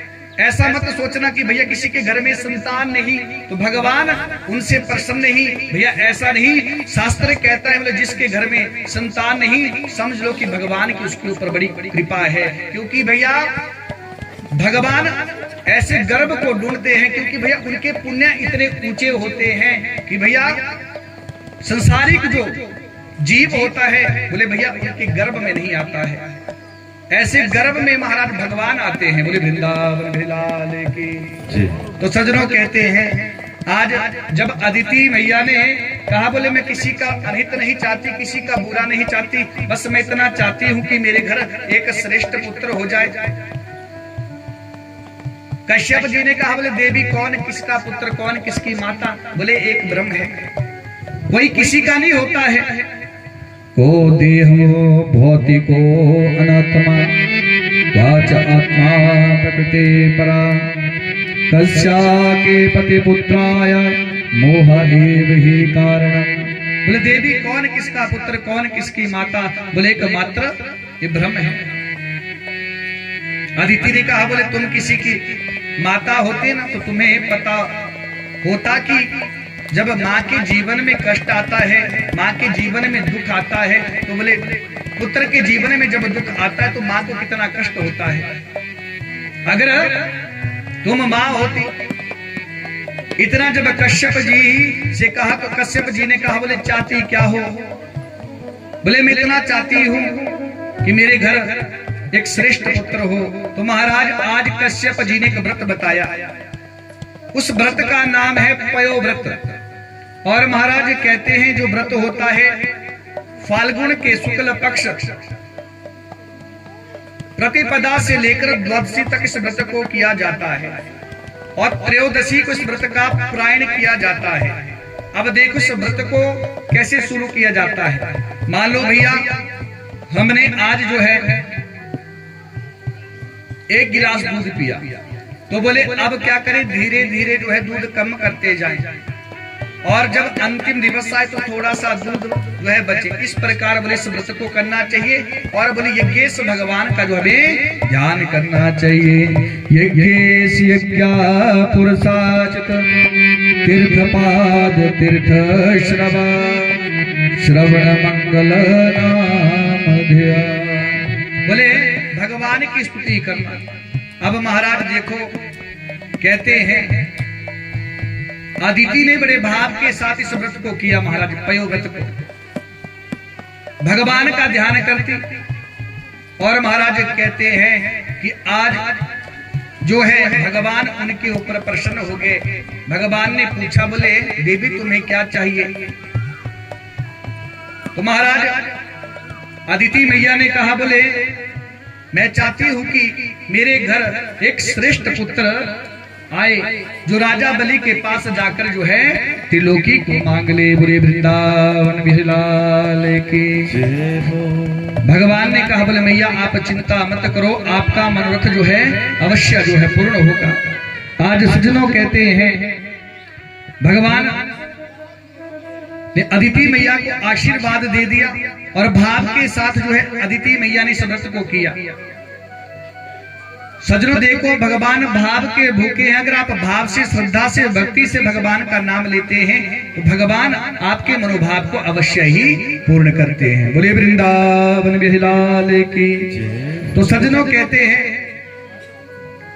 इधर जो देवता हैं वो भी भगवान के पास गए और भगवान के पास जाकर महाराज कहने लगे, बोले प्रभु हमारे जीवन में संकट आया है, राजा बलि ने त्रिलोकी को जीत लिया, बोले हमारे ऊपर कृपा करो। भगवान ने कहा, बोले देवताओं, राजा बलि के ऊपर हो रही गुरु कृपा, और जिसके ऊपर गुरु कृपा हो जाती है, बोले मैं भगवान होकर भी उसका कुछ नहीं बिगाड़ सकता, इसलिए बोले मैं राजा बलि को कुछ नहीं कर सकता।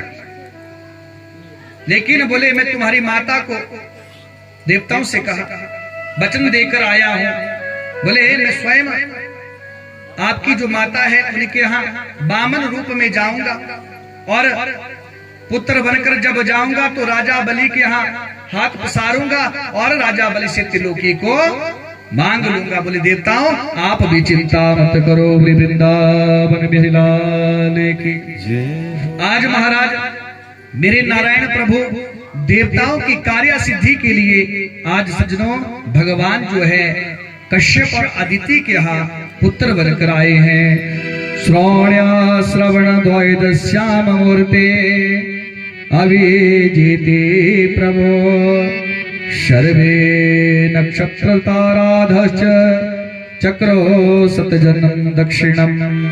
भैया देखो, ये जो भादों का महीना है ना, ये हमारे यहाँ क्या कहते हैं, काला महीना। भैया देखो, जो भादों का महीना है सर्वश्रेष्ठ महीना कहा गया है। देखो भैया आप विचार करो, जिस महीने में भगवान का अवतार हुआ है वो महीना श्रेष्ठ नहीं होगा? भादों का महीना सबसे श्रेष्ठ है भैया। बोले भादों के महीने हमारे ठाकुर जी का अवतार हुआ है, भादों के महीने ही बलराम जी का अवतार हुआ है, और सज्जनों बोले भादों के महीने में ही बोले किशोरी जी, बोले राधा जी का भी अवतार हुआ है। बोले वृंदावन बिहारी लाल की। और वामन प्रभु का अवतार भी भादों के महीने में हुआ है, और श्री सुखदेव जी ने राजा परीक्षित को जो है भागवत जी की कथा भी भादों के महीने ही सुनाई। तो महाराज कहते हैं भादों का महीना शुक्ल पक्ष द्वादशी तिथि दिन के ठीक 12 बजे मेरे नारायण प्रभु देवताओं की कार्य सिद्धि के लिए बोले अदिति के महल में जो है प्रकट होते हैं। बोलिए वामन भगवान की। आज सज्जनों जैसे मेरे परमात्मा प्रकट हुए, बड़ी सुंदर मेरे परमात्मा की झांकी। कहते हैं महाराज छोटा सा मुखारविंद, शंख जैसी ग्रीवा, मुट्ठी भर कमर, ऐसा सुंदर मेरे प्रभु का स्वरूप है। समस्त देवता आकाश से जो है महाराज भगवान की जय जयकार कर रहे हैं, फूलों की वर्षा कर रहे हैं। भगवान के चरणों में समस्त देवताओं ने वंदन किया। और देखो जैसे भगवान प्रकट हुए वामन के रूप में, तो माता अदिति ने भगवान को कोपिन पहनाई और बृहस्पति जी ने आकर प्रभु को जो है जनेऊ यज्ञोपवीत धारण करवाया। और सज्जनों जो दिशाओं के स्वामी हैं उन्होंने जगतपति को छत्र दिया। ब्रह्मा जी ने भगवान को कमंडलू दिया और कुशा और खड़ाव दी। और कहते हैं सज्जनों मां भगवती ने जो मां भगवती ने जो भगवान के पास भिक्षा पात्र है, कमंडलू है, उसने भिक्षा जो है डाली। बोली वृंदावन बिहारी लाल की। तो महाराज ऐसी भिक्षा डाली।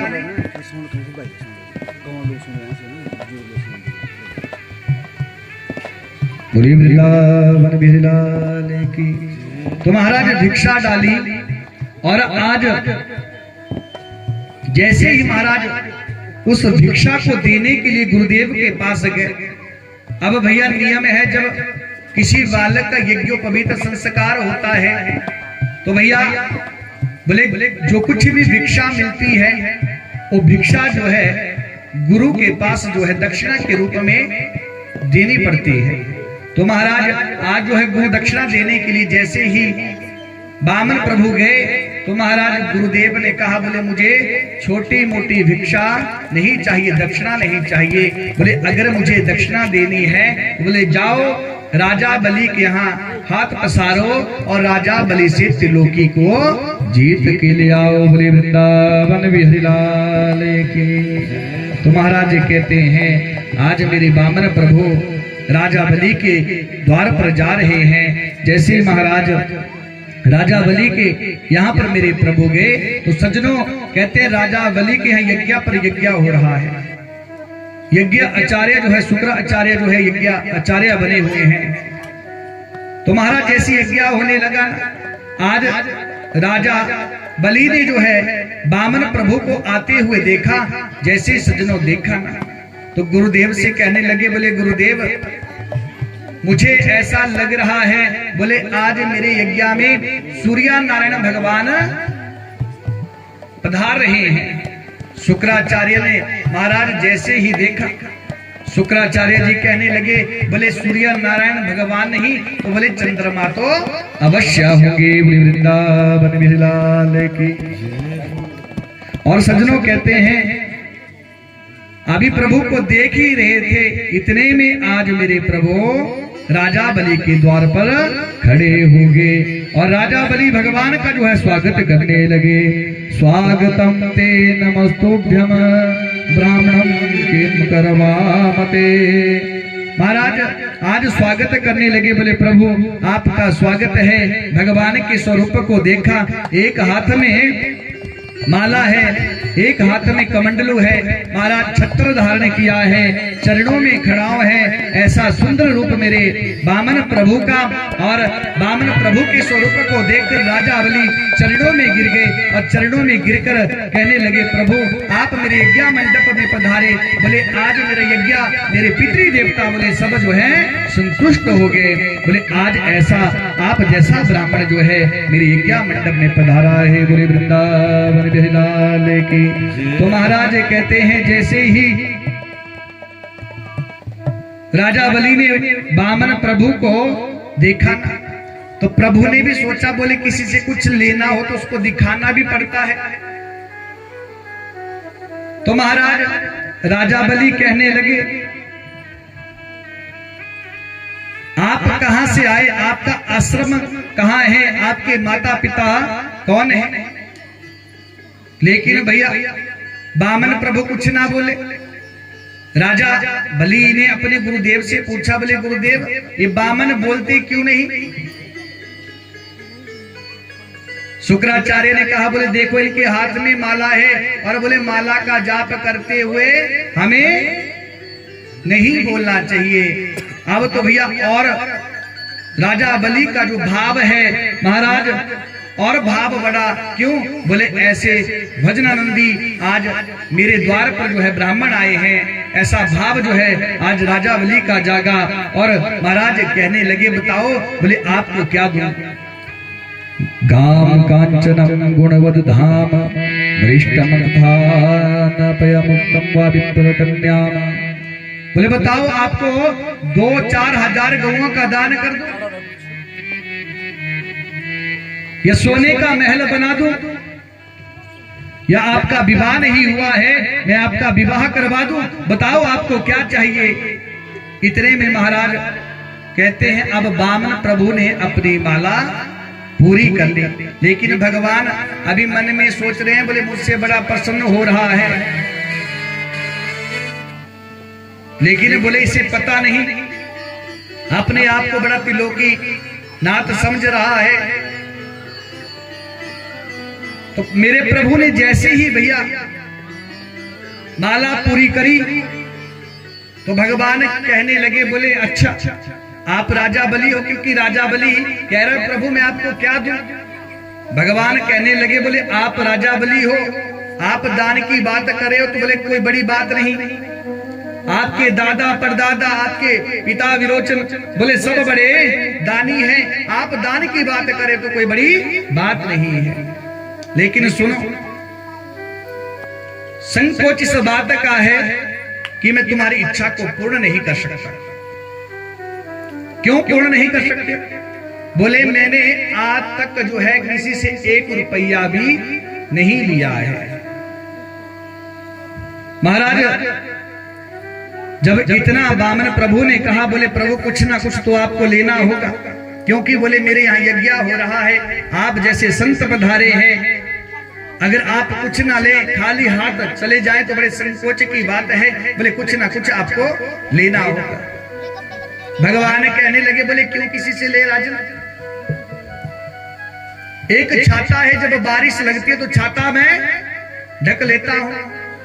एक कमंडलू है, बोले भैया जब भूख लगती है तो उसमें भिक्षा होती है, भोजन होता है, उसको ग्रहण कर लेता हूं। तो बोले क्यों किसी से कुछ ले, अकेला शरीर है। राजा बलि चरणों में गिरकर कहने लगे, बोले आप अकेले हो इसलिए कुछ नहीं लेना चाहते? तो बोले महाराज सुनो, मैं आपका जो है विवाह करवा देता हूं। भगवान ने कहा, बोले विवाह के चक्कर में मत डालो, बोले बाद में रोना ही पड़ता है। राजा बलि कहने लगे, बोले महाराज क्या कहते हो, गृहस्थ जीवन सर्वश्रेष्ठ होता है, सबसे अच्छा होता है। बोले वृंदावन बिहारी लाल की, बातें करने वालों की भैया बातें नहीं करो। आप थोड़े दूर हो गए ना तो आप समझ रहे हैं कि यहां से दिखाई नहीं दे रहे हो, भैया सब दिखाई दे रहे हैं, लेकिन बातें मत करो। बोले वृंदावन बिहारी लाल की जय जय जय जय जय जय। तो सज्जनों कहते हैं,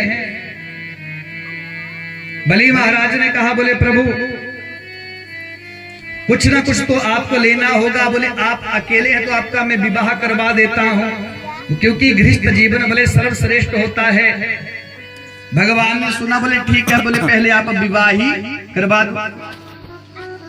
तो शुक्राचार्य से कहा, बोले महाराज अच्छा सा मुहूर्त निकालो और बोले वामन प्रभु का हम विवाह करेंगे। तो महाराज जब विवाह की बात हुई ना तो वामन प्रभु ने कहा, बोले ठीक है विवाह तो आप कर दोगे, लेकिन जो ब्राह्मणी है वो कहाँ रहेगी? बोले एक छाते में 2 व्यक्ति तो नहीं रह सकते। राजा बलि ने कहा, बोले चिंता मत करो, मैं आपके लिए सोने का महल बना दूंगा। बोले ठीक है सोने का महल बना दोगे।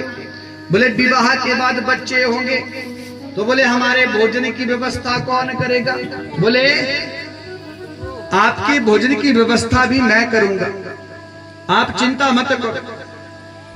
बोले बड़ी अच्छी बात है, भोजन की व्यवस्था भी आप कर देंगे, लेकिन बोले जो बच्चे होंगे उनकी पढ़ाई की व्यवस्था कौन करेगा?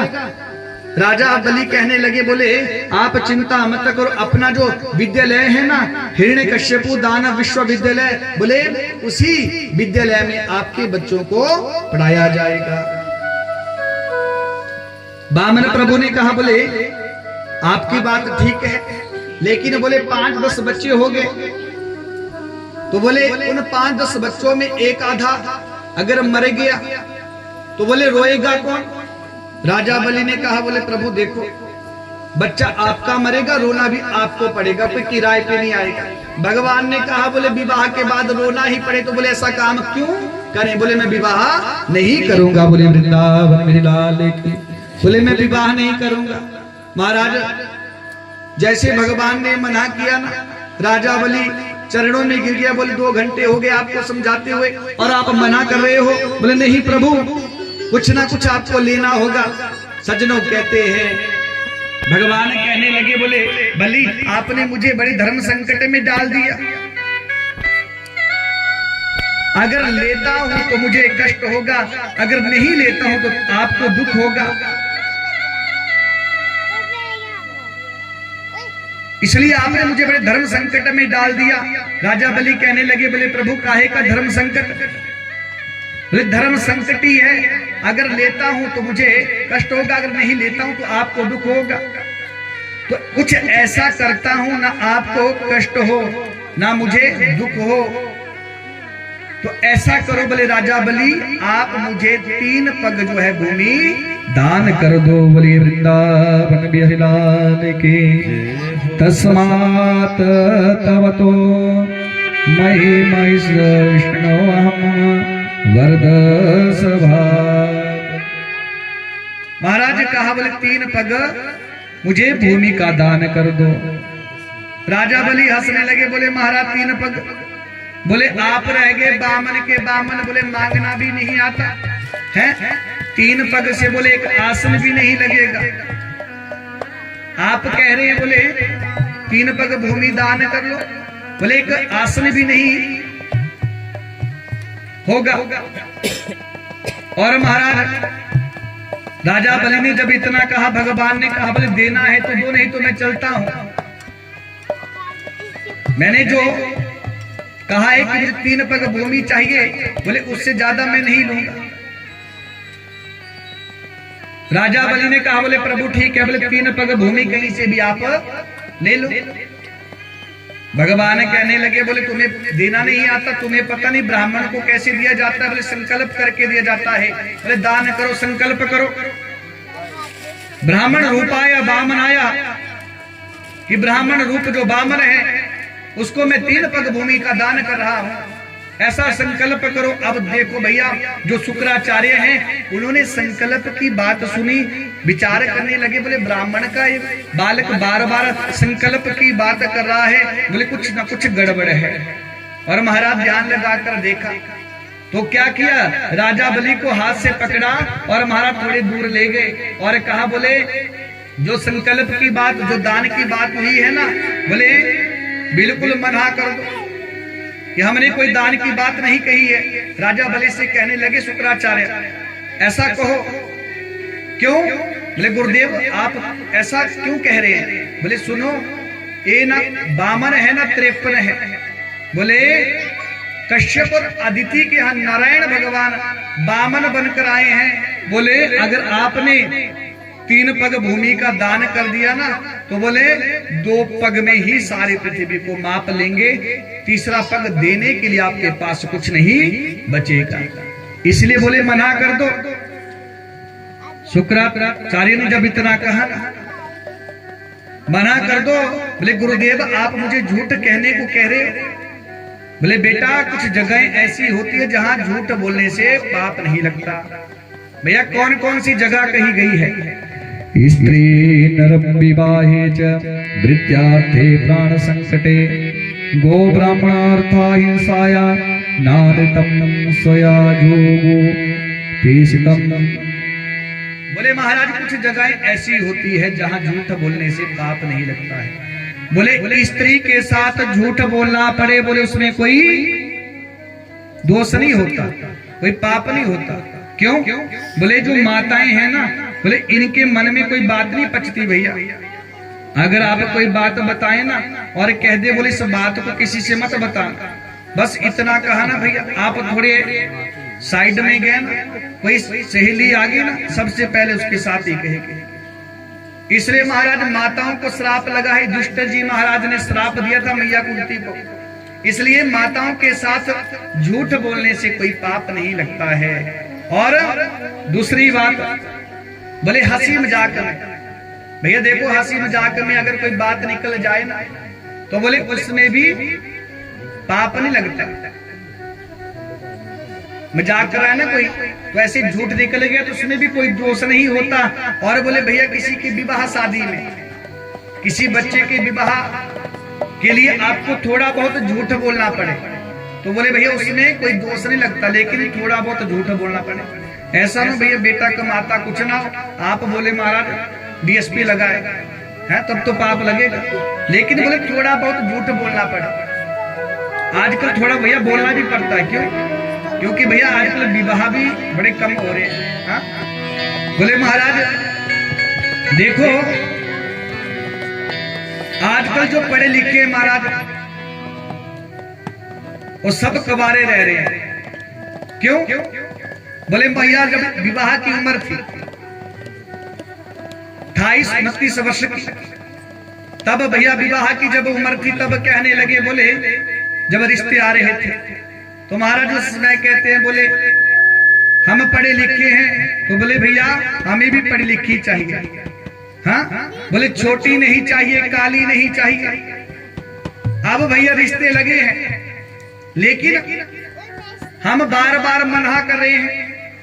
अब धीरे धीरे सज्जनों कहते हैं जब विवाह की उम्र निकलती जा रही है, जब 35 वर्ष के हो गए ना, पहले रिश्ते लगे थे, रबारियां लगी थी, लेकिन भैया अब कोई रबारी नहीं दे रहा है। जब 35 वर्ष के हो गए, पहले तो कहा कि भैया सुंदर चाहिए, काली नहीं चाहिए, हैं, पढ़ी लिखी चाहिए, छोटी नहीं चाहिए, लेकिन भैया अब 35 वर्ष के हो गए, अब कोई रिश्ता नहीं दे रहा है ना, तो क्या कहते हैं, बोले भैया कैसी भी चल पड़ेगी लेकिन लड़की होनी चाहिए। बोले वृंदावन बेलाल की ऐसी स्थिति हो गई भैया, है। और जो नीक माते हैं ना भैया, बढ़िया सी ऐनक गाड़ी में घूमते हैं ना भैया, कहीं कहीं तो 2-2 विवाह भी कर लेते हैं। बोले वृंदावन बेलाल की ऐसी स्थिति समाज में हो गई है भैया। पढ़े लिखे कवारे रह रहे हैं, समझदार कवारे रह रहे हैं भैया, ऐसी स्थिति हो गई है। बोले वृंदावन बेलाल की। तो महाराज बोले विवाह शादी में थोड़ा बहुत झूठ बोलना पड़े उसमें कोई दोष नहीं लगता। और बोले किसी का धन नष्ट होने का समय आ गया हो, किसी के धन नष्ट होने का समय आ गया हो, तब आपको झूठ बोलना पड़े उसमें कोई दोष नहीं लगता। अपने प्राण की रक्षा करने के लिए आपको झूठ बोलना पड़े उसमें कोई दोष नहीं लगता। और गौ हत्या रोकने के लिए, अपने धर्म की सुरक्षा के लिए, अपने संस्कृति की रक्षा के लिए, अपने सनातन की रक्षा करने के लिए आपको झूठ बोलना पड़े उसमें कोई दोष नहीं लगता। बोली वृंदावन बिलाल की। सज्जनों उसमें कोई दोष नहीं लगता है। तो सज्जनों कहते हैं जब राजा बलि ने कहा, बोले गुरुदेव आप मुझे झूठ बोलने को कह रहे हैं, बोले देखो मेरे यहाँ एक तो ब्राह्मण आए हैं, बोले अगर भगवान है तो दुनिया के लोग भी कहेंगे बोले राजा बलि के यहाँ भगवान मांगने के लिए आए थे, लेकिन बोले अगर ब्राह्मण है, संत है, तो मैं अपने भारतवर्ष के संत और ब्राह्मण को जानता हूँ, जितनी पग भूमि मांगी उसे एक पग भी ज्यादा नहीं लेंगे। महाराज शुक्राचार्य ने समझाया, लेकिन जब नहीं राजा बलि माने तो महाराज चले गए बामन प्रभु के पास।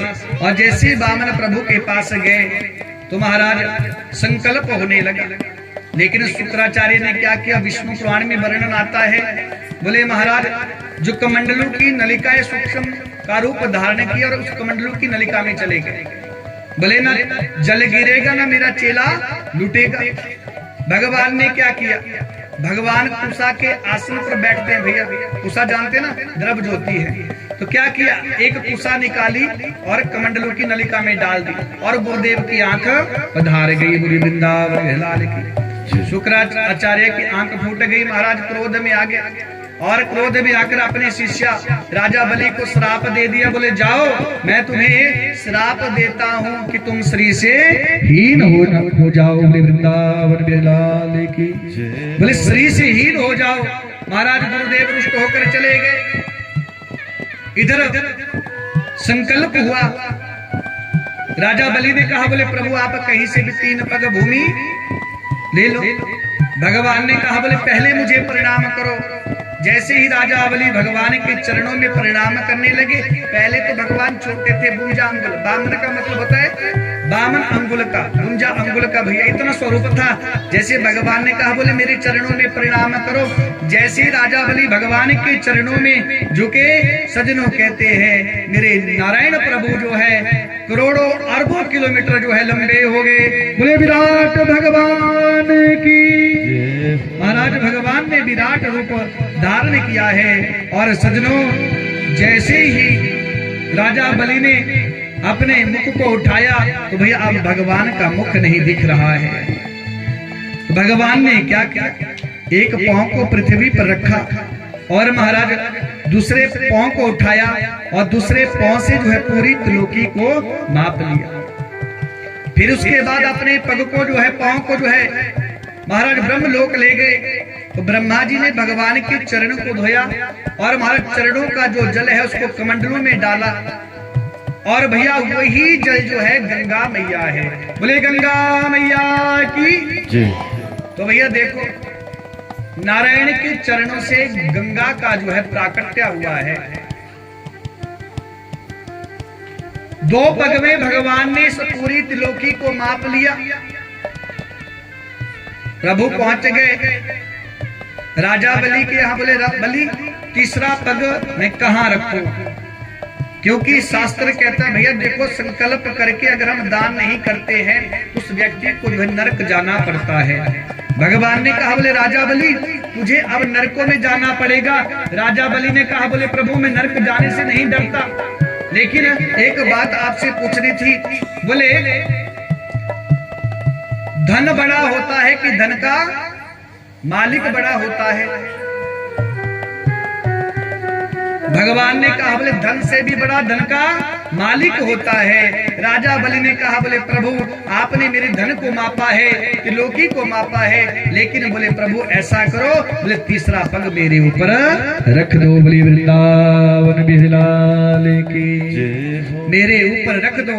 आज सज्जनों कहते हैं जैसे ही भगवान राजा बलि के सर के ऊपर तीसरा पग रखने लगे, भगवान की आंखों में आंसू आ गए। बोले बलि आया था मैं तुझे छलने के लिए, लेकिन बोले तूने आज मुझे छल दिया। भगवान के आंखों में आंसू आ गए और महाराज भगवान कहने लगे बोले राजा बलि बड़े से बड़े दानी देखे, लेकिन तुम्हारे जैसा मैंने दानी नहीं देखा। आज भगवान प्रसन्न हो गए राजा बलि के यहाँ, और भगवान ने क्या कहा बोले राजा बलि मैं तुम्हें सूत्र लोक का जो है राजा बनाता हूँ। बलि कहने लगा प्रभु ना मुझे स्वर्ग चाहिए ना वैकुंठ चाहिए, अगर मुझे सूत्र लोक का राजा बनाया है, राज्य दिया है ना प्रभु, तो एक कृपा करो।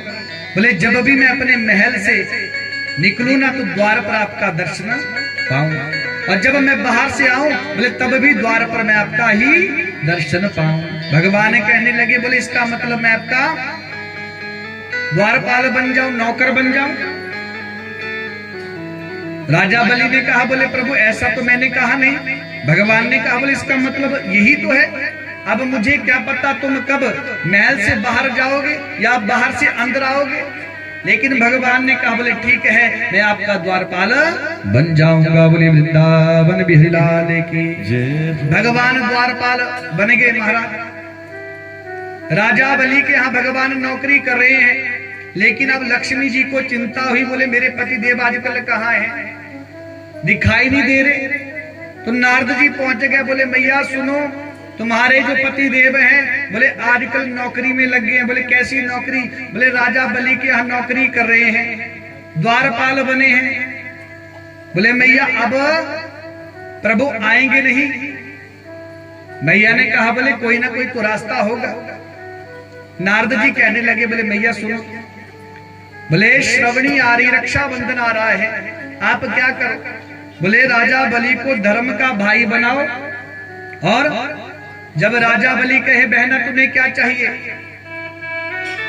तो राजा बलि से उनका द्वारपाल मांग लेना। इतना कहकर नारद जी वहां से चले गए। श्रवणी आई, रक्षाबंधन का त्योहार आया, और महाराज कहते हैं आज माँ लक्ष्मी कहाँ चल पड़ी? राजा बलि के यहाँ। और भैया राजा बलि को जो है धर्म का भाई बनाया। देखो भैया ये जो हम कंकण बंधन करते हैं, भैया देखो हम सब सनातनी हैं। एक बात का ध्यान रखना भैया, हम सबके मस्तक पर तिलक होना चाहिए, हमारे हाथ में कलावा होना चाहिए, और हमारे मुख पर भगवत नाम होना चाहिए, और कंठी गले में तुलसी की माला होनी चाहिए।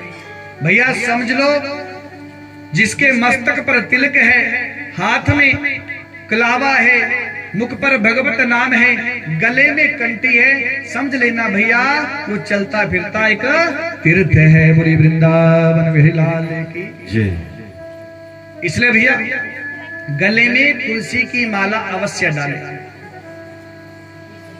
कंठी जो होती है गले में डाली जाती है, माला जो दूसरी होती है, इसलिए भैया गले में जो डाली जाती है उसको कंठी कहा गया है। और ये कहते हैं जिसके गले में कंठी होती है, जीवा पर भगवत नाम होता है ना भैया, बोले उस व्यक्ति के पास कभी भी यम के दूत नहीं आते हैं। इसलिए हर पल हर क्षण जो है कंठी को अपने गले में रखना चाहिए भैया। बोले वृंदावन बिहलाल की। तो सज्जनों कहते हैं आज राजा बलि को धर्म का भाई बनाया किसने? हाँ जी, किसने बनाया भाई? बताओ जी, गप्पे मारने वालों। बोलो वृंदावन बिहारी लाल की। लक्ष्मी ने। तो देखो भैया, जो कलावा बांधा जाता है इसमें 3 गांठें लगाई जाती है। ये हमें संकेत करता है भैया हमारे जीवन, हमारे ऊपर जो है 3 ऋण है। पितरों का ऋण, देवताओं का ऋण और ऋषियों का ऋण है भैया। इसलिए इन ऋणों से हम कब मुक्त होते हैं? बोले भैया जब हम पितरों के निमित्त तर्पण करते हैं, देवताओं की हम पूजा करते हैं और ऋषियों के हम आदर और सम्मान और ऋषियों को जो भी हम दान पुण्य करते हैं, तभी भैया हम इन ऋणों से मुक्त होते हैं। क्योंकि हर व्यक्ति के ऊपर ऋण होते हैं भैया। इसलिए देवताओं का पूजन करना चाहिए, ऋषियों का पूजन, पितरों का हमें पूजन करना चाहिए। सज्जनों, आज लक्ष्मी मैया ने राजा बलि को धर्म का भाई बनाया। राजा बलि ने कहा, बोले बहना मांगो तुम्हें क्या चाहिए? तो सज्जनों कहते हैं, लक्ष्मी जी ने कह दिया, बोले मुझे आपका द्वारपाल चाहिए। राजा बलि उठे और द्वार पर चले गए और बामन प्रभु के हाथ को पकड़ लिया। बोले सब कुछ ले जाओ, लेकिन अपना द्वारपाल में नहीं दे सकता। इतने में भगवान ने राजा बलि के कान में कहा, बोले राजा बलि तुम कह दो लक्ष्मी से कि ठीक है मैं अपना द्वारपाल दे देता हूं। लेकिन राजा बलि ने भगवान के हाथ को पकड़ लिया। अब लक्ष्मी मैया ने भी भगवान के हाथ को पकड़ लिया। लक्ष्मी मैया से भगवान ने कहा, लक्ष्मी तुम ही कह दो कि ठीक है कि मैं आपके द्वारपाल को नहीं ले जाऊंगी। लेकिन लक्ष्मी ने कहा नहीं, बिल्कुल लेके जाऊंगी। अब भैया क्या किया? बोले एक तरफ जो है राजा बलि भगवान को खींचने लगे, दूसरी तरफ जो है लक्ष्मी मैया खींचने लगी। अब जैसे अपनी अपनी तरफ खींचने लगे तो मेरे प्रभु ने क्या किया? अपने 2 रूप बनाए। बोले एक रूप में आज भी राजा बलि के यहाँ भगवान सुतल लोक में भैया द्वारपाल बने हैं और दूसरे रूप में माँ लक्ष्मी के साथ जो है वैकुंठ चले गए। बोले वृंदावन बिहारी लाल की। तो महाराज भगवान वैकुंठ चले गए। तो देखो भैया राजा बलि की दिव्या कथा। राजा बलि ने अपना सर्वस्व दे दिया, क्योंकि भैया जो सब कुछ भी हमारे पास उस परमात्मा का दिया हुआ है। राजा बलि तो दैत्य है, लेकिन भैया राजा बलि ने कभी भी कोई भी उसके द्वार पर आ जाता भैया किसी को भी खाली हाथ नहीं भेजता। इसलिए सज्जनों एक बात का ध्यान रखना, अगर हमारे घर में कोई भी आए, कोई संत, कोई महात्मा भैया, कोई मांगने वाला आ जाए ना, तो भैया चाहे 1 रुपया ही उसको दो, लेकिन अवश्य। क्योंकि घर में आया हो जो याचक होता है उसको कभी भी खाली हाथ नहीं भेजना चाहिए। कुछ ना कुछ उसे भैया दो, चाहे भोजन उसको खिलाओ, चावल दे दो, आटा दे दो, दक्षिणा दे दो, जो कुछ भी आप दे सकते हो दो सज्जनों। क्योंकि कहा गया है याचक कभी भी खाली हाथ नहीं जाना चाहिए। बोले वृंदावन बिहारी लाल की। तो महाराज ऐसी पवित्र पावन जो है राजा बलि की ये दिव्य कथा है। तो आइए 2 मिनट के लिए हम भी प्रभु का गुणगान करें। बोलिए वृंदावन बिहारी लाल की। सखा सब प्रेम से बोलो हरे रामा हरे रामा। सखा सब प्रेम से बोलो हरे रामा हरे रामा। सखा सब प्रेम से बोलो हरे रामा हरे रामा। सब प्रेम से बोलो हरे रामा हरे रामा। हरे रामा हरे रामा हरे रामा हरे रामा। हरे रामा हरे रामा हरे रामा हरे रामा। सखा सब प्रेम से बोलो हरे रामा हरे रामा। सखा सब प्रेम से बोलो हरे रामा हरे रामा। हरि बोल। तालियों की सेवा करते जय जय वृंदावन बिहारी लाल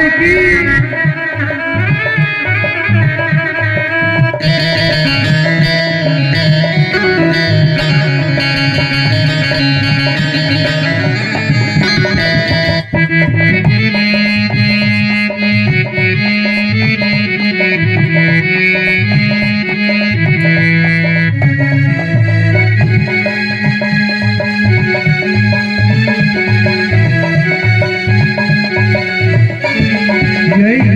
उपदेश शंकर को दिया था श्याम सुंदर ने।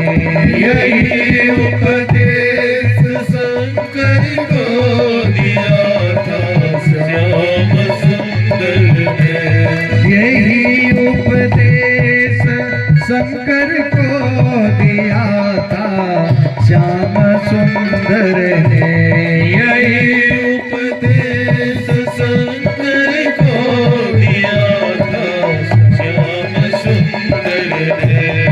कि उनके डमरों से निकला हरे रामा हरे रामा।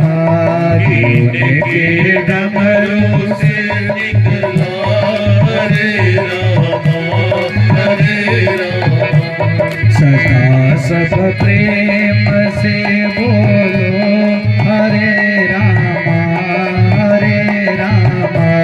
सदा सब प्रेम से हरि बोल। हरे रामा हरे रामा।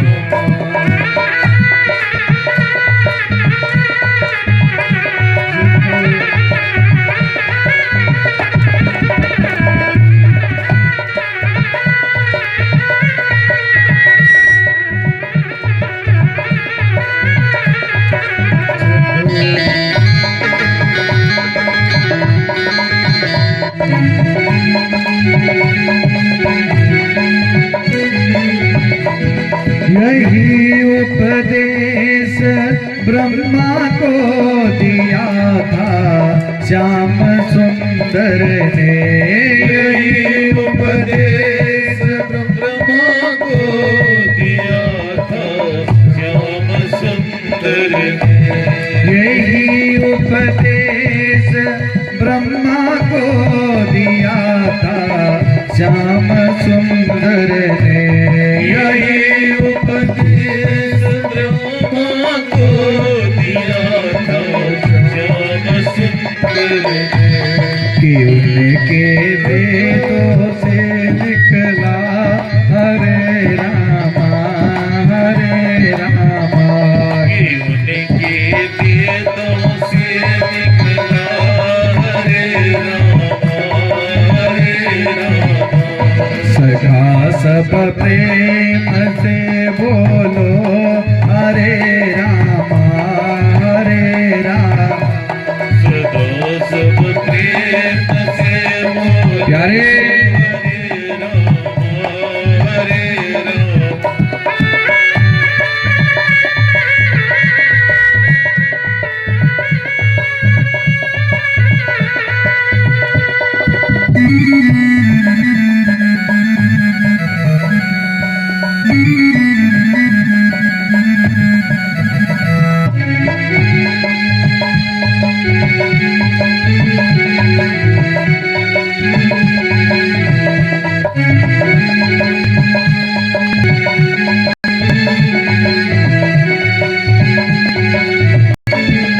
यही उपदेश गंगा को दिया था श्याम सुंदर ने। यही उपदेश गंगा को दिया था श्याम सुंदर ने। यही उपदेश गंगा को दिया था श्याम सुंदर ने। यही उपदेश गंगा को दिया था श्याम सुंदर ने। कि उनकी लहरों से निकला हरे रामा हरे रामा। कि उनकी लहरों से निकला हरे रामा हरे रामा। सदा सब प्रेम से बोलो हरे रामा हरे रामा। सदा सब प्रेम से बोलो हरे रामा हरे रामा। हरे रामा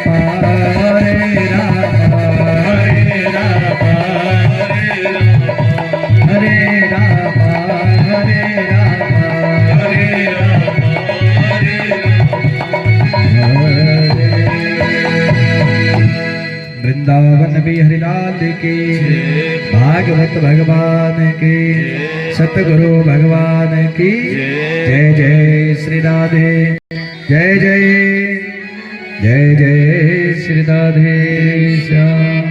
सजनों, राजा बलि की दिव्य कथा हमने श्रवण करी। आइए इस कथा को हम प्रणाम करें और आगे कथा में प्रवेश करें। तो सजनों, इसके बाद भगवान ने एक और अवतार लिया है। मछली का अवतार भगवान ने लिया और हयग्रीव नाम का जो दैत्य है भगवान ने उनका संहार किया। तो सजनों, उसके बाद आइए अब हम सूर्यवंश में प्रवेश करेंगे। राम कृष्ण दो एक है,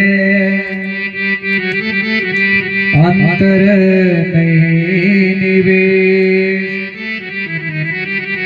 इनके नैन गंभीर है, इनके चपल विशेष। भैया देखो, प्रभु राम और कृष्ण में कोई फर्क नहीं है, दोनों एक ही है। लेकिन बोले राम जी के नैनों में गंभीरता है और कन्हैया के नैनों में चपलता है, चलाकी है, और कोई भिन्नता नहीं है। तो आइए सज्जनों, अब सूर्यवंश में हम प्रवेश करें। अच्छा, इस सूर्यवंश किसका है? हाँ जी, राम जी का। किसका है? और चंद्रवंश कृष्ण जी का। इतना पता होना चाहिए हमें। तो भैया देखो, सूर्यवंश किसका है? राम जी का। तो भैया मेरे प्रभु के प्राकट्य से पहले हम थोड़े राम जी की कथा भी सुनेंगे, फिर हम भगवान जी के अवतार की तरफ बढ़ेंगे। श्री रामचंद्र भगवान की। तो आइए भैया सूर्यवंश में चले। ब्रह्मा के पुत्र मरीचि, मरीचि के पुत्र कश्यप, कश्यप के पुत्र सूर्या, और सजनों इन्हीं के वंश में आगे चलकर जो है नभग, नभग के नाभग, और इन्हीं के वंश में राजा अमरीश है। राजा अमरीश की कथा सब जानते हैं। सजनों, राजा अमरीश एकादशी का व्रत करते थे, और भैया हम सबको भी एकादशी का व्रत करना चाहिए।